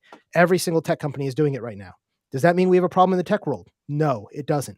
What happened was during 2020 to 2022, everybody was hiring so rapidly, especially for a lot of these remote positions, that they started overpaying, right? And then when one company laid off a bunch of people, i.e. Twitter, when Elon Musk bought it, a lot of the other companies go, this could be a good time for us to reduce our headcount because there may be a recession coming and we don't want to be exposed to that. I look at Microsoft. I was listening to a story on the Wall Street Journal the other day about Microsoft. They've got like $9 billion in the bank and they just laid off 12,000 people. Could they afford to keep them? Heck yeah, they could, right? But they thought it was a great opportunity to get rid of them because Amazon just laid off 8,000 too.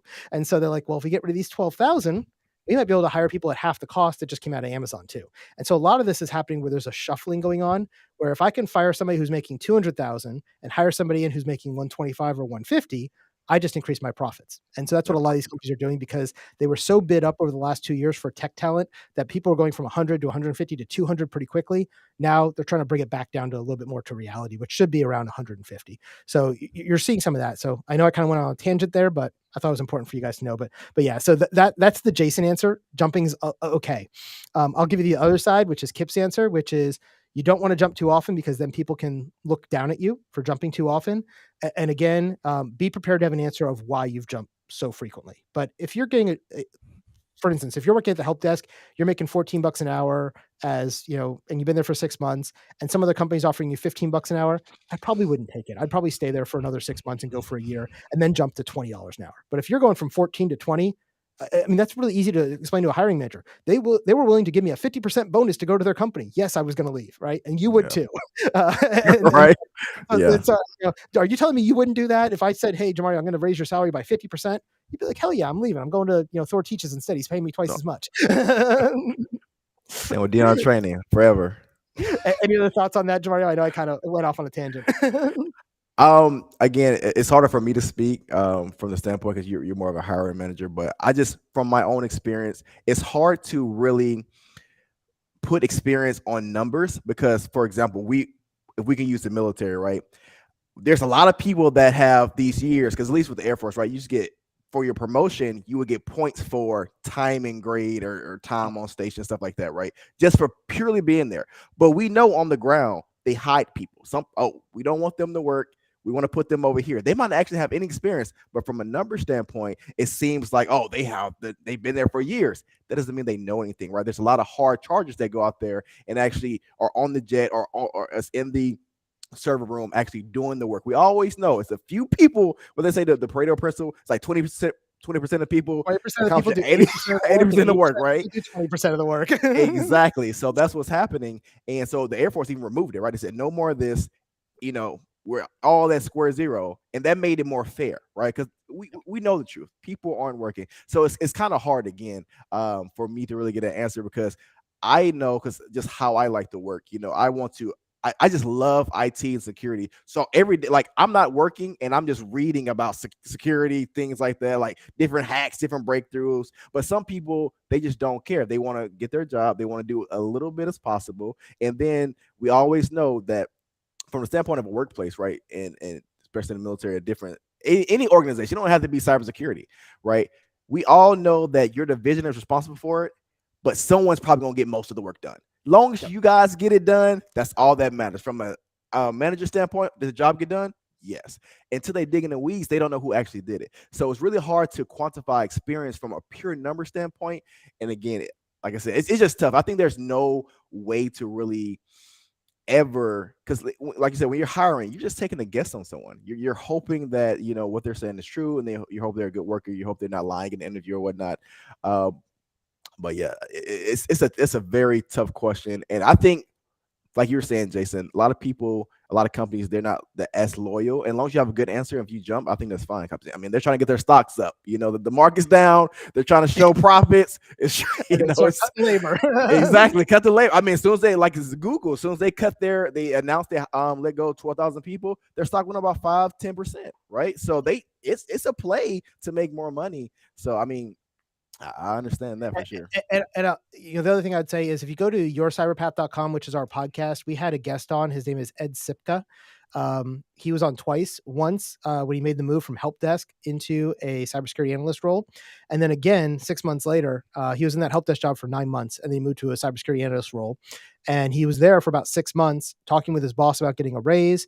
Another company came to him, and basically he was able to say, "Look, boss, I really love it here, but they just offered me it was like 25 or 40% more money." He's like, I can't turn that down. And his boss says, "Let me see what I can do." And his boss like, "I can get this much to you," but it wasn't anywhere close. And so the boss like, "Look, I totally get it, dude. You got to go." Right. But the big thing is, you got to be able to tell the hiring manager why.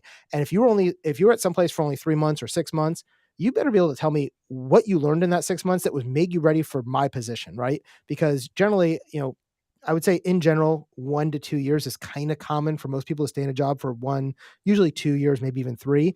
But if you're at the entry level, you might progress a little bit faster as you move through things. And that's okay as long as you can speak to what did you learn in that position? What are you hoping to get out of this position? And are you planning on staying here for a while or not? If you come into the interview and tell me I'm only going to be here for 6 months because I'm planning on get what I can out of you, Jason, get my certs, and then bolt.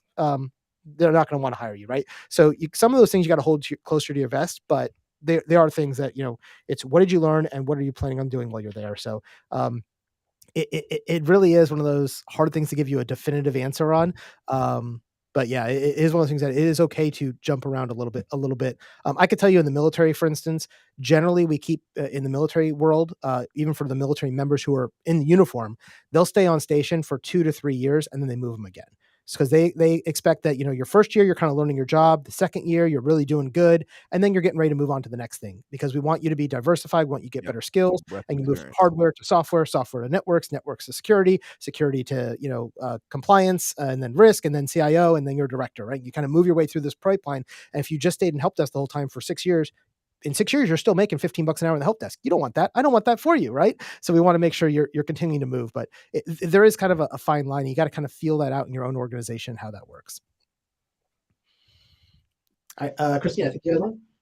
All right, next says, I'm currently taking Dion's Cybersecurity Plus, and I'm getting close to taking the exam. I would like to know where I can find labs/hands-on for the exam. Please advise. Thanks. Awesome. Yeah. So CYSA Plus in the course, I'm guessing you're on the Udemy version, not the Dion Training version, because the Dion Training version already has the labs built in for you. The Udemy version doesn't, and that's a limitation of Udemy's platform.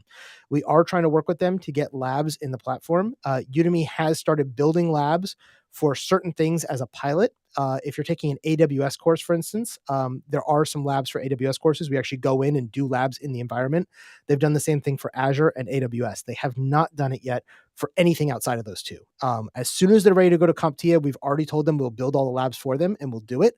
And we're happy to do that. And Jamario and I and Reed will be the ones building all that stuff for you guys. Unfortunately, they don't currently have that. So we currently only do labs on our site.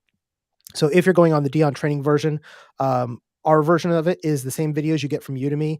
The difference is you also get our labs, which is 40 hours. You also get the official textbook, and you also get the 100% pass guarantee if you bought at diontraining.com, which says that you buy the course, you finish it in 60 days, you take the exam. If you fail it, you write to my support team, we give you a new exam voucher. So it really is de-risking it for you. The big difference there is Udemy, the video course is like $20. And the practice exams are like, $10 or $20. Our course on our site is like $350, I think, $350. But again, you're getting the textbook, the labs, both the videos and the practice exams, and you're also getting the pass guarantee. So it does cost more, but you also have that pass guarantee part of it. So that's one place to do it. If that's out of reach, it's a lot easier question to answer for pen test, to be honest, because there's so many good pen testing platforms out there, including Rangeforce, VulnHub, try Hack Me, just three off the top of my head.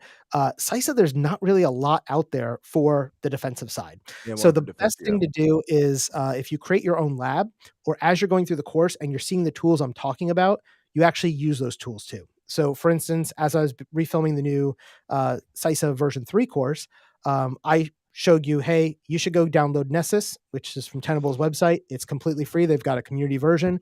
You can download it. You can run scans on your network, see if your husband or wife's computer is secure, figure out what are all the vulnerabilities, go patch those, rescan it again, and get used to scan, patch, scan, because that's what you do as a cybersecurity analyst, right?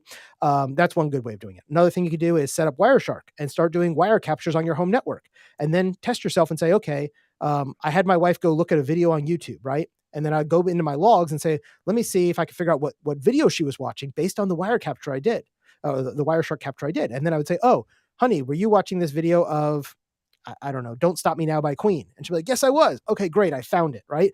So that's another way to do it. There are some CTFs that are focused on blue teaming, which is what CISA is all about. And so if you get into those, you can get some hands-on experience doing those as well. And those are free to join. I think there's a site called, it's like CTF Now or ctftime.org. I need to write some of these down to remember them because they always have weird names, but that is one that has like a list of every CTF out there, and some are pen testing, some are defense. And if you go in some of the defense ones, you'll get more of that hands-on as well. But like I said, the defense side is a little bit harder. It's more based on the individual tools. I would tell you for CISA, the ones you want to really get good with, Nessus or OpenVAS for vulnerability scanning, know how to run a scan, know how to read a scan, and be able to look at that scan and say, here's what a CVSS score is. Here's why this scan or this result from the scan is more severe than this one. Or this is what I would need to do to fix this scan. I scanned it and it said this using SSL. I should be using TLS 1.2. To fix that, I would go into Windows and set up this new cert with the newer version using this tool, right? If you can answer to that level, you'll do fine on the exam. Another one you want to know front to back is going to be Nmap. Nmap is big on both Pentest Plus and CISA Plus. If you're not comfortable running Nmap scans, you are not going to do well on those exams. So definitely download Nmap, run it. It runs on Windows, Linux, and Mac. You can run on any operating system you have, run some scans, do some stuff. You can use scanme.nmap.org, which is an open server that they allow you to scan to see what vulnerabilities exist there using the Nmap tool and some of the different things you have there.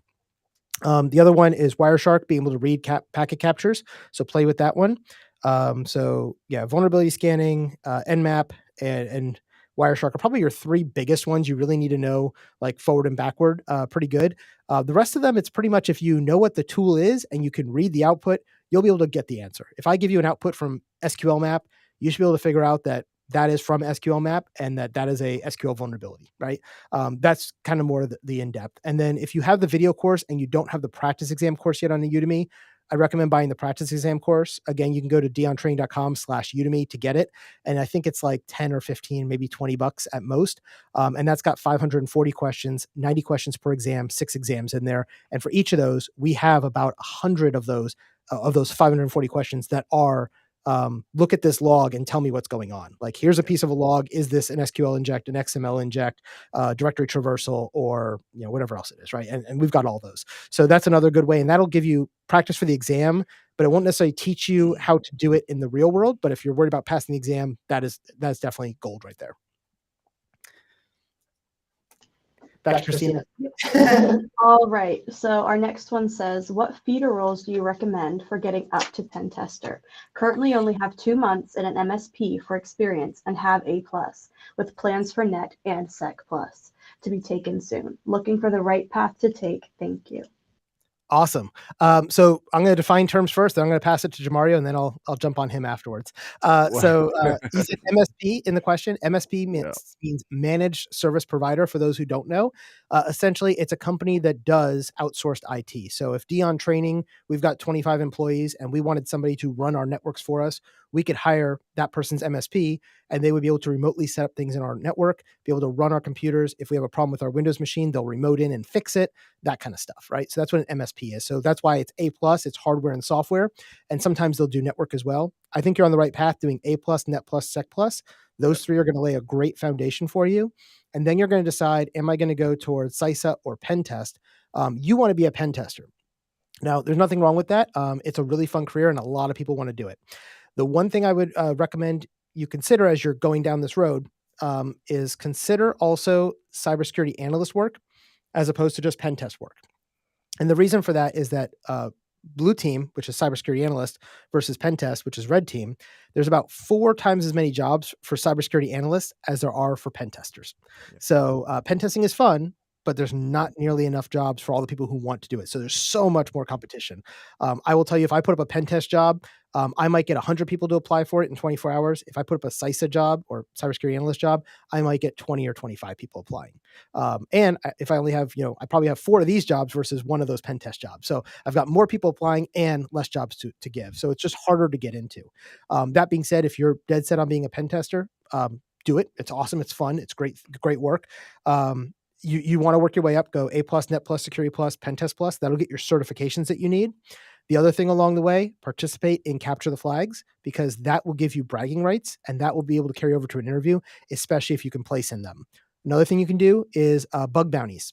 Nothing, as Jamario said earlier, bug bounties are everywhere. HackerOne has them. If you want to do bug bounties for the Department of Defense, one of my last jobs with the military was helping with the bug bounty program that we had set up there back in 2017, 2018, and that program's still running. So you can actually go to the Department of Defense. They'll give you a list of authorized sites that you're able to go after, and if you find any bugs, you'll get paid for those, as well as getting kudos. And so, when you're putting your resume, I want to be a pen tester. Oh, by the way, my fun time is I do capture the flags, I do bug bounties, and I've caught 5. I've been rewarded for 5 different bug bounties. I've gotten second place in these competitions or whatever it is. That helps bring your resume up and get you out of that noise of those 100 people applying for that one position.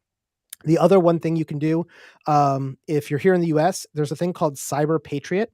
Cyber patriot.com, I think it is, or .gov. It's a program run by the US government that partners with a bunch of high schools around the country. And they're always looking for people to work as mentors and team leaders. And they basically, the high schoolers are going to be participating in all of these different capture the flag competitions as part of Cyber Patriot. If you go there as one of it's kind of like being a Boy Scout leader or a Girl Scout leader. It's kind of the same thing, but for this cyber thing. And if you do that, that's another thing you could put as, part of your skills section is I'm a leader on the Cyber Patriot team for, Dion High School with 20 members on it. And we placed third in region or twice or second in state or whatever it was. That will also help boost you because again, it shows me as a hiring manager, A, you're passionate for this career field and cybersecurity at large, and B, that, even if you're not getting paid for this, you do it anyway. And I mentioned earlier, Enrique, which is one of our web dev guys that's on my team. As I said, he was in the Navy as a master at arms. He did not have a technology background, but in his spare time, he was coding and he had his own GitHub and he had his own portfolio. And so when he applied for the position with us, we're like, you have no degree, you have no certifications, you have nothing here that says you'd be a programmer. But you showed me your passion because on your off time, every night and weekend, you're going and building your own programs and your own websites and things like that. And you had this GitHub that you could show me for it. And so that's another way that you can kind of stand out to employers is to say, look at this stuff I'm doing. I really love this. And even like Enrique, even if nobody was paying him, he was still programming because he loved it. And so now that he was able to come and get a job with us being a programmer, he loves this job, right? Because it's what he was doing anyway. So those kind of things that show passion really do help for a hiring manager. Anything to add to that, Mario? Yeah, no, I was just saying for sure, passion is definitely going to be the number one thing. I mean, if you think about all the hackers that get, caught by, the FBI and get hired on, they didn't get hired on because they had Pen Test Plus or because they had CISA Plus. They do it for real, right? So that's the biggest thing is you just have to need that real world experience and those bug bounties and actually going out there and trying to do it, not really hacking people now in a authorized environment. That's just the best way to get the experience. And again, the feeder, like the standpoint, yeah, Security Plus and going straight to Pen Test Plus, that's definitely going to be the best. And again, when you think about the standpoint, why there is more jobs for defense side, because technically hacking is illegal, right? So if you're not working for the government, you're not really government or pen test. And a lot of people again are going away from like having the drawn out process of hiring a pen test company, and it's just so many steps prior to even hacking. But if you open the door for a crowdsource type of crowd bounties or whatnot, it's a lot faster and you get the results a lot quicker, and it's probably cheaper and from standpoint because you actually pay when you get results, not just for doing it. And you guys have a great system and very few minimal findings, which maybe they already knew. But again, yeah, you just have to do it. Again, the top hackers, like the people that you see all the time, these APT threats in these, criminal organizations, they've been doing this since they were 15. They've been just coding and practicing, trying to break stuff. I mean, look at Mark Zuckerberg, right? Mark Zuckerberg. A lot of people think, he just started in Harvard or whatnot. He was coding when he was like 10 or 11, breaking firewalls and all this like that. And he built a company, no degree. He dropped out, right? So again, it's all about passion. You really have to love to do this kind of stuff.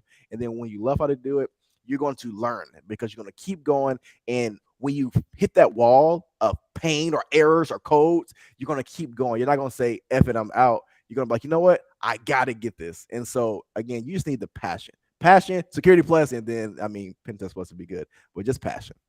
Yeah, the last thing I would say, I think we may have one more question or we're wrapping up because I know we've been going for about an hour and a half. We got 2 more questions. Okay, so I gotta go quick because she's like, I want to go home. We're still at the office. It's almost 10 o'clock at night here.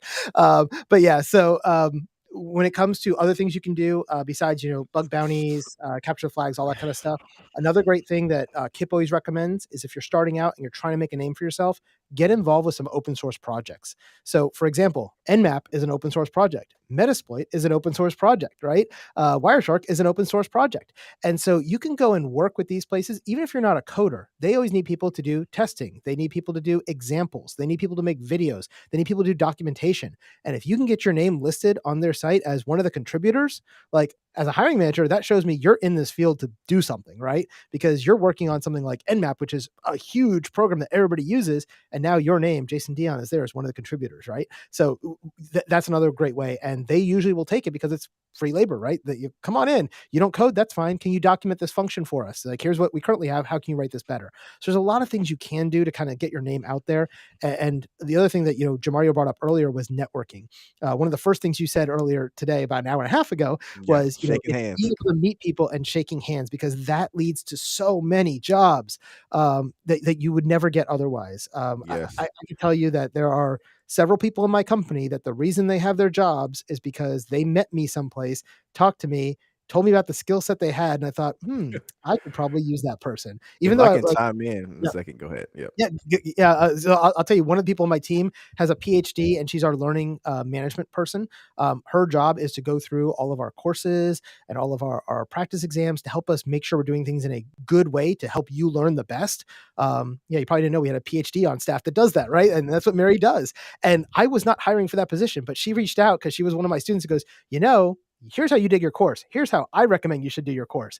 And we're like, ooh, we actually need somebody like you. So we actually stole her from a university, and now she works for our team, and she's been working with us for about a year, and we're going through all of our courses. We're making, somebody asked earlier, practice. One of the things Mary's been doing is creating a lot of PBQs and simulations that we're going to be adding into Dion Training's website this year to be able to give you guys access to those, including things like flashcards and things like that to improve your training even further, including she's got some things like escape room games and stuff like that she's been building out, specifically around this learning and design aspect, because we don't want to just do something because we think that it'll be good. We want to do it because it's going to be best for you in your learning ability. And again, it's one of those things that she just kind of VFR, came in, and we're like, oh, you know what? You're right. We probably could use that. But it wasn't like she emailed me and said, hey, I'm looking for a job. She's like, hey, I looked at your stuff and I've been using your stuff and I used to get my certifications, but I think you should do it this way. And here's what I think you should do. And we're like, are you looking for a job? And she's like, I wasn't, but sure. And then we brought her on the team. So, sorry, go ahead, Yeah. Jamario. Oh no, I was just saying back to the shaking hands thing, and you were using examples of like how you hired Mary.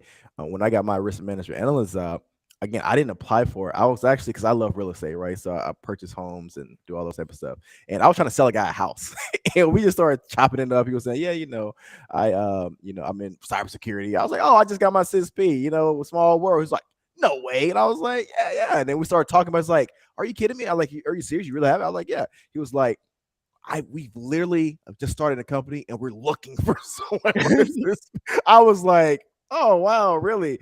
And so like I just thought it was just, a little BS or whatnot. And it was like, okay. But that ended up leading to me getting a job. He put me in contact with the actual owner of the company, and then a few months later, I actually got put on. So it was kind of stroke of luck to a certain degree. But again, we're just talking about similar interests, talking about I got my CSP, but these buzzwords, right? I mean, because that's a hot button, CSP. That it's just one of them that rings everyone's ears. But again, shaking hands and talking to people. I mean, that again, this is beyond IT. Networking, period, in any realm is going to get you the best results over what they say your net worth is your network, or your network is your net worth. And that's just very true. Yep. I just I want to did put that see out in there. the chat, somebody had said that our team doesn't reply to emails. If that's happening, it means that our system isn't getting to your inbox for some reason, because we reply to all of our emails.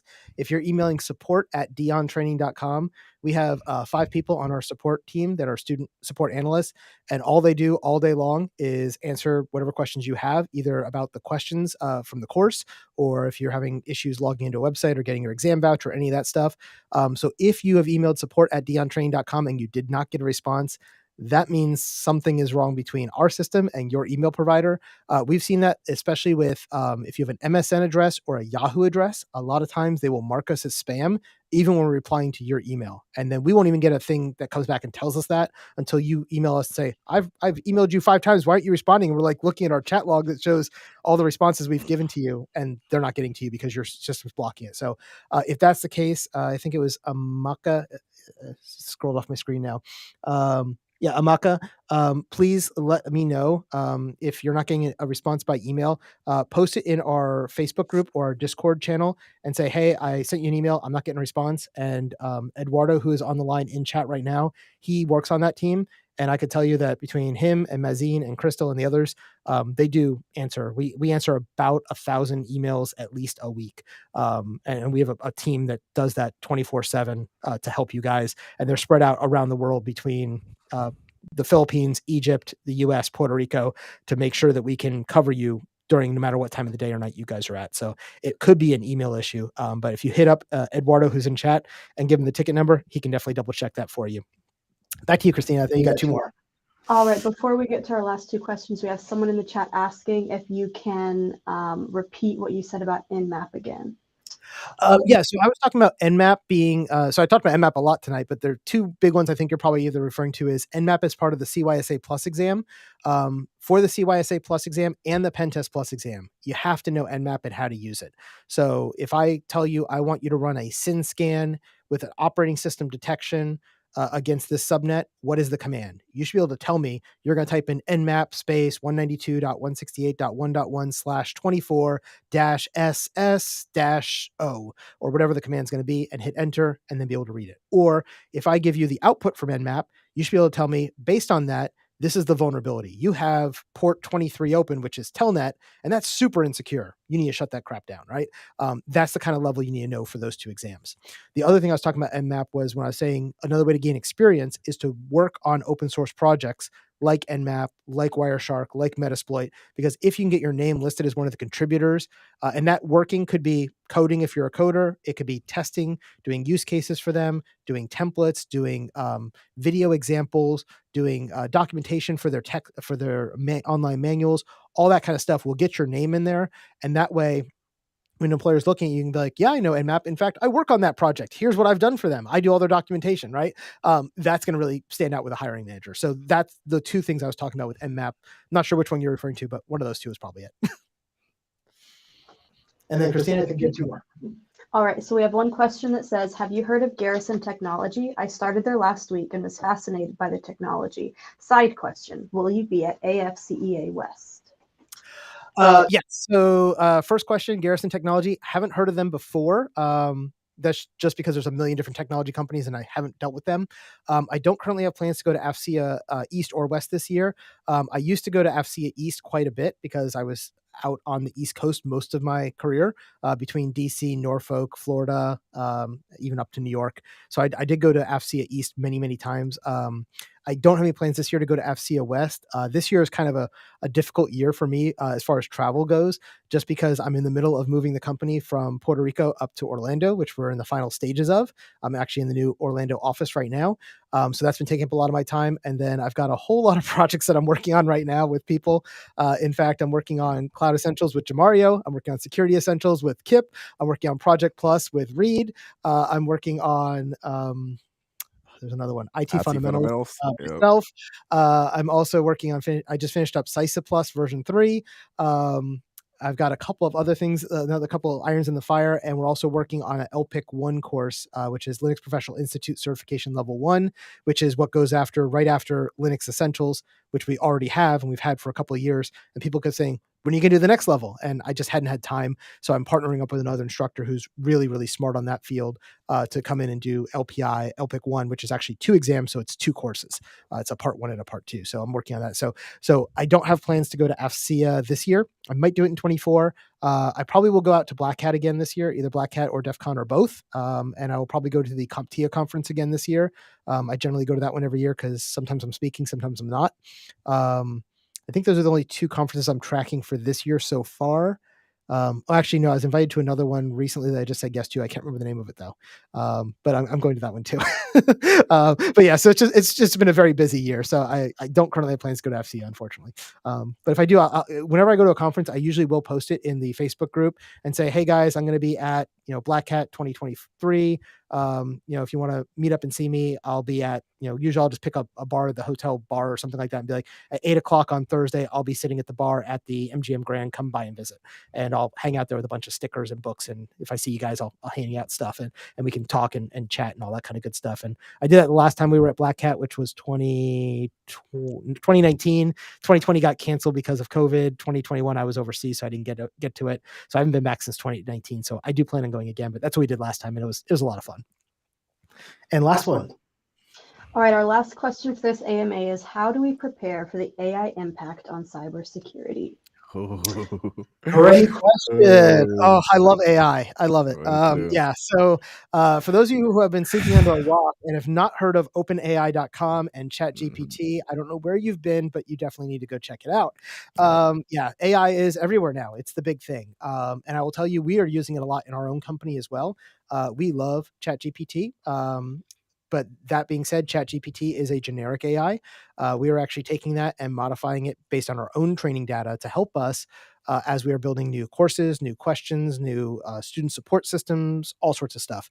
One of the things that my CTO is currently working on is the way we write our exam questions. We've rebuilt our own custom system, and we have integrated or are integrating the underlying tool from ChatGPT, which is GPT-3, with our own custom training to allow us to be able to help us develop questions faster and better and in a more CompTIA-like way or CISSP-like way or whatever to match those certifications. So we are using AI a lot. But to go to your specific question, AI in terms of cyber defense and cyber attack, yes, it is a threat. It is something we should be worried about. I will tell you, we're just now hearing about it. I should say the world is just now hearing about it here in late 22 and early 23. That being said, I've been looking at malware AI since 2016, at least, when I was up in the DC metro area working for a bunch of different places. So it is something that's been in development for a while. It has just gotten a lot better.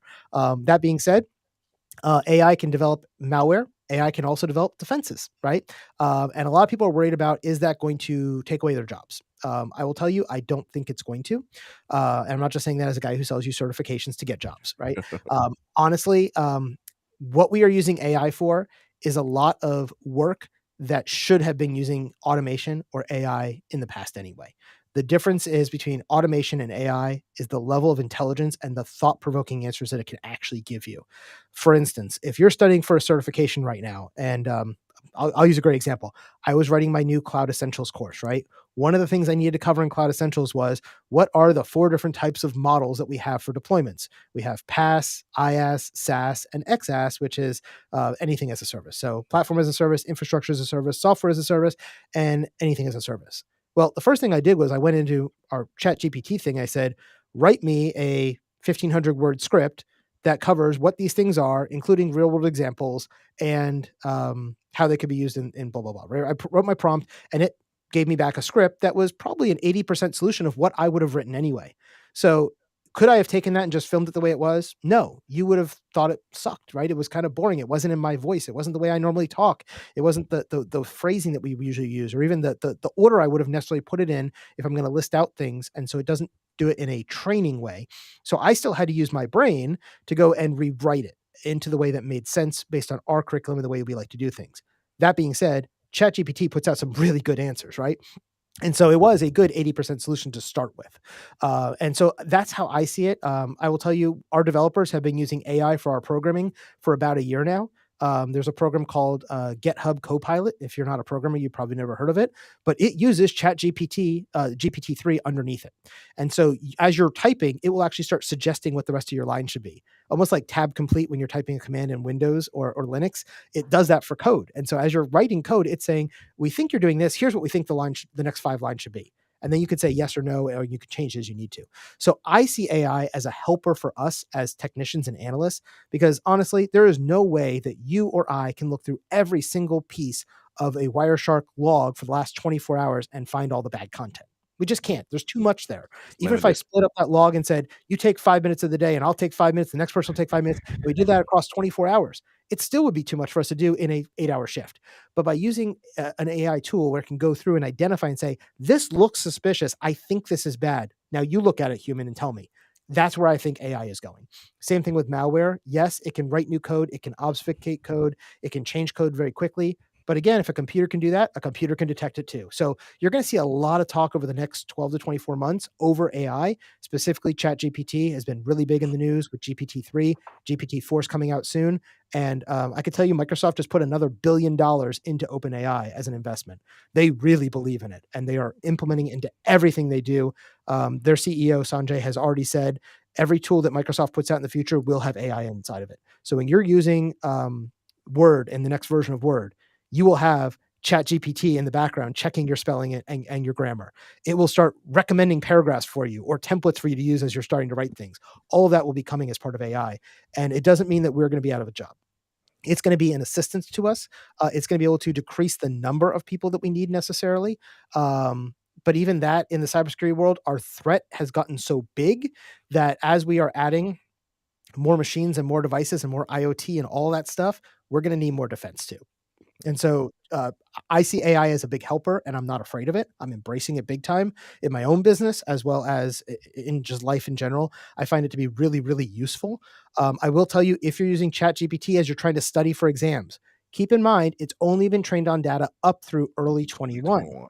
which means if I ask you a question about the latest features in Microsoft Azure as you're studying for AZ900, it's not going to have an answer for you. And that's the same thing I found when I was having it create scripts for different things as my draft, that I'd go, oh, that's not right. What he said is not right. Let me go change that, right? Or Yeah. the machine, right? Yeah. And Jamar, I know you've been playing with ChatGPT as well as you've been writing your scripts. And I think you've been doing kind of the same thing. Like it's your draft, and then you're Yeah. taking that solution and making it your own voice in the way you wanted to present it and teaching it. Exactly. Yeah. I mean, I love AI. Again, even from I love ChatGPT when it first came out, it was mind blowing to me. Right. I even have a friend. He's kind of like a professor, and he was like, because he works on a lot of medical stuff, right? And he was kind of like, man, this is crazy how it's talking about these different lipids and proteins or whatnot, and kind of knows this stuff. But then, what I like to think about is AI has been around since the 40s. Like 45, I think is when they first started doing AI. I like to follow this guy. Again, I'm big into investing, and they've been using machine learning and artificial intelligence since the 80s. Like that's how, like if you look at the stock market, a lot of it's built by bots, AI, artificial intelligence. This has been going on behind the scenes, and we just never knew it. Now, this is our first time being exposed to it and being able to. This first time it's available to the masses. We can say that, but it's always been here. And again, like I said, how I personally see it, it's a tool because now we have the resources to again, like you said, cut down on the amount of people that we're using on these specific problems, and now we could tackle other problems. Now we can focus on going to space, going to Mars, going whatever. Because again, there's an infinite amount of problems to solve in the world. I mean, you'll never run out of problems. And now that you're able to stop again focusing, getting an 80% solution on these problems that you're already doing, now you can put more people with ChatGPT or with another team to tackle another problem, global warming, whatever the problem it may be. Again, now we can tackle more problems, and we just have to focus on what we're doing less. Again, and then we don't even see the new jobs that are going to come from this, right? Like I said, back in the day, everyone was afraid when the car came. Right. Oh, what are we going to do with all the, the guys that create the horse buggies or whatever it is? Well, now we have an automobile industry. Now we have CD players. Now we have, brakes, tires, rims, all the accessories that come along with it. But no one ever saw it. No one ever saw social media when they were thinking about a big transistor trying to fit it into a computer. Bill Gates said we only need 5 computers for the entire world. We never saw this explosion. So again, I don't think that it's a thing that will never be replaced because it can get to a point. And now there is a position I think that when it hit the singularity, it gets to a point where we just can't keep up. But I don't think that personally, and again, I'm a layperson. In the near future, it's anything to worry about, but it's scary. Yeah. And the other thing I would say about it is when you think about this AI, right, and how quickly things have been changing, going from GPT-1 to GPT-2 to GPT-3. They're already ready for GPT-4. They haven't released it yet because they're kind of worried about it, honestly, because it's getting really smart and it can do some weird stuff, and they want to make sure they're doing it in a thoughtful way that doesn't cause more problems, right? But even if we think about it, like for malware, right? I look at the code that the AI writes, and it's decent code, but it's not good code, right? It's not perfect code, and so anybody who's been a programmer can know that there are a million different ways you can solve a problem with code. And some ways might require 10 lines of code, some might require 100 lines of code. And a crappy programmer will do it in 100 lines of code. A great programmer will do it in 10 lines of code. GPT will probably do it in 50, right? It's kind of not great, but not horrible. And it's workable and it does good, but it's not perfect. And so I see the same problem with it creating malware or defenses where it's going to do good, but it's not going to do perfect. And so we still need somebody to be able to take it and make it perfect or make it better, right? And so I still see there's going to be a lot of benefit for us as humans, and it really is an assistive technology. I almost look at it like glasses. I used to wear glasses for a long, long time before I had laser surgery, and I couldn't see without my glasses, but unless I put something like this close.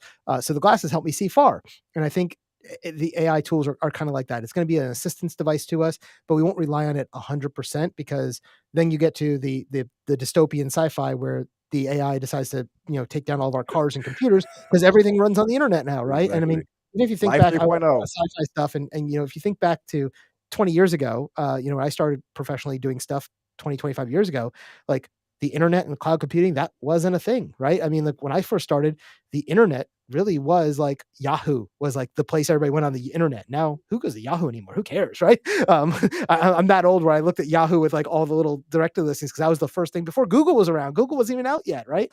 And now Google runs the world, and Google's really worried about AI because ChatGPT has the possibility of replacing Google because it does such a good job of answering most of those questions. So yeah, I mean, going back to the original question, malware and defense, I think it's going to go that way, and there's nothing going to stop us from getting there.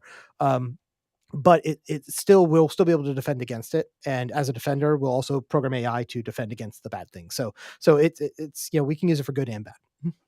Yep. And I think that was our last question. All right. Yeah, and AI has a lot of false positives. So I totally agree Yeah. with that. And like I said, it gives you a good 80% solution, but it's not 100%. So that being said, I want to thank you all for sticking with us. We've been going for about 2 hours, so I'm going to let people go home. Luckily for Jamario, he's out in California, so it's Right. It's not only too late. 7 o'clock there. 7. Yeah. But here on the East Coast, it's 10 o'clock. And for those of you who are overseas, it may be the middle of the night or really early in the morning. So if you guys have any other questions, feel free to throw them in the chat. And we'll try to answer what we can, throughout the day and as we have time. But yeah, we're going to be doing another Ask Me Anything next month. Our plan is to do one of these per month. Now that we have our social media person here to hold my feet to the fire, and next month it'll be myself, and I'll be bringing in my other new instructor, which is Reed. He focuses on data analysis. So he did our Data Plus course with us, and he also did all of our project management stuff. So he has just refilmed all of our Prince 2 Foundation and Prince 2 Practitioner courses, which are going live this month. And him and I are right now filming our new Project Plus course. For those of you who are in WGU and have to take that as part of your degree, you'll be very happy. We are finally doing Project Plus. I've gotten so many emails from my WGU students asking for that over the last 3 years, and I just hadn't had time. So Reed and I are going to be doing that one together, and that should be coming out in the next 2 to 3 months. So yeah, lots of progress, lots of stuff going on. We're continuing to grow. You will see that last year it was kind of a slow year for us as we were kind of getting our feet under us, doing all these new hires. Now that we have everybody, you're going to start seeing a lot of stuff coming out really quick. The one thing I would tell you is, remember, you don't need every certification. We do a lot of certifications. Right now, we've got 43 courses as of right now. You don't need all 43 of them. There's probably 3 to 5 key certifications that you need for your job and your career path. And that's why a lot of the questions we answered earlier, like, I want to be a pen tester. What is the 3 to 5 that I need? That's really important. The reason I teach so many things is because a lot of you are on different career paths for different things. If you want to be an IT project manager, going through Project Plus, going through, PMP, going through Prince 2 is probably useful for you. If you're a cybersecurity analyst, you probably don't care about Project Plus, right? So it does depend on you and what you need, but that's why we have so much. And that's why we are continuing to expand with new instructors and new verticals based on those career paths. Right now, our 3 basic career paths are cybersecurity with our CompTIA line of products and Linux products, our IT service management, which is mostly our idle stuff, and then our project management, which is Project Plus, Prince 2, that kind of stuff. So that's what you'll see as we continue to go out. And now we're adding this other vertical of cloud that we're starting out right now with Jamario with Cloud Essentials, and you'll be seeing that in the next 4 to 8 weeks or so. So we'll make sure you guys know about that. And yeah, other than that, have a great night, and we will see you next month. And keep your eye out in the email for the next live stream. Thanks. All right, guys. See you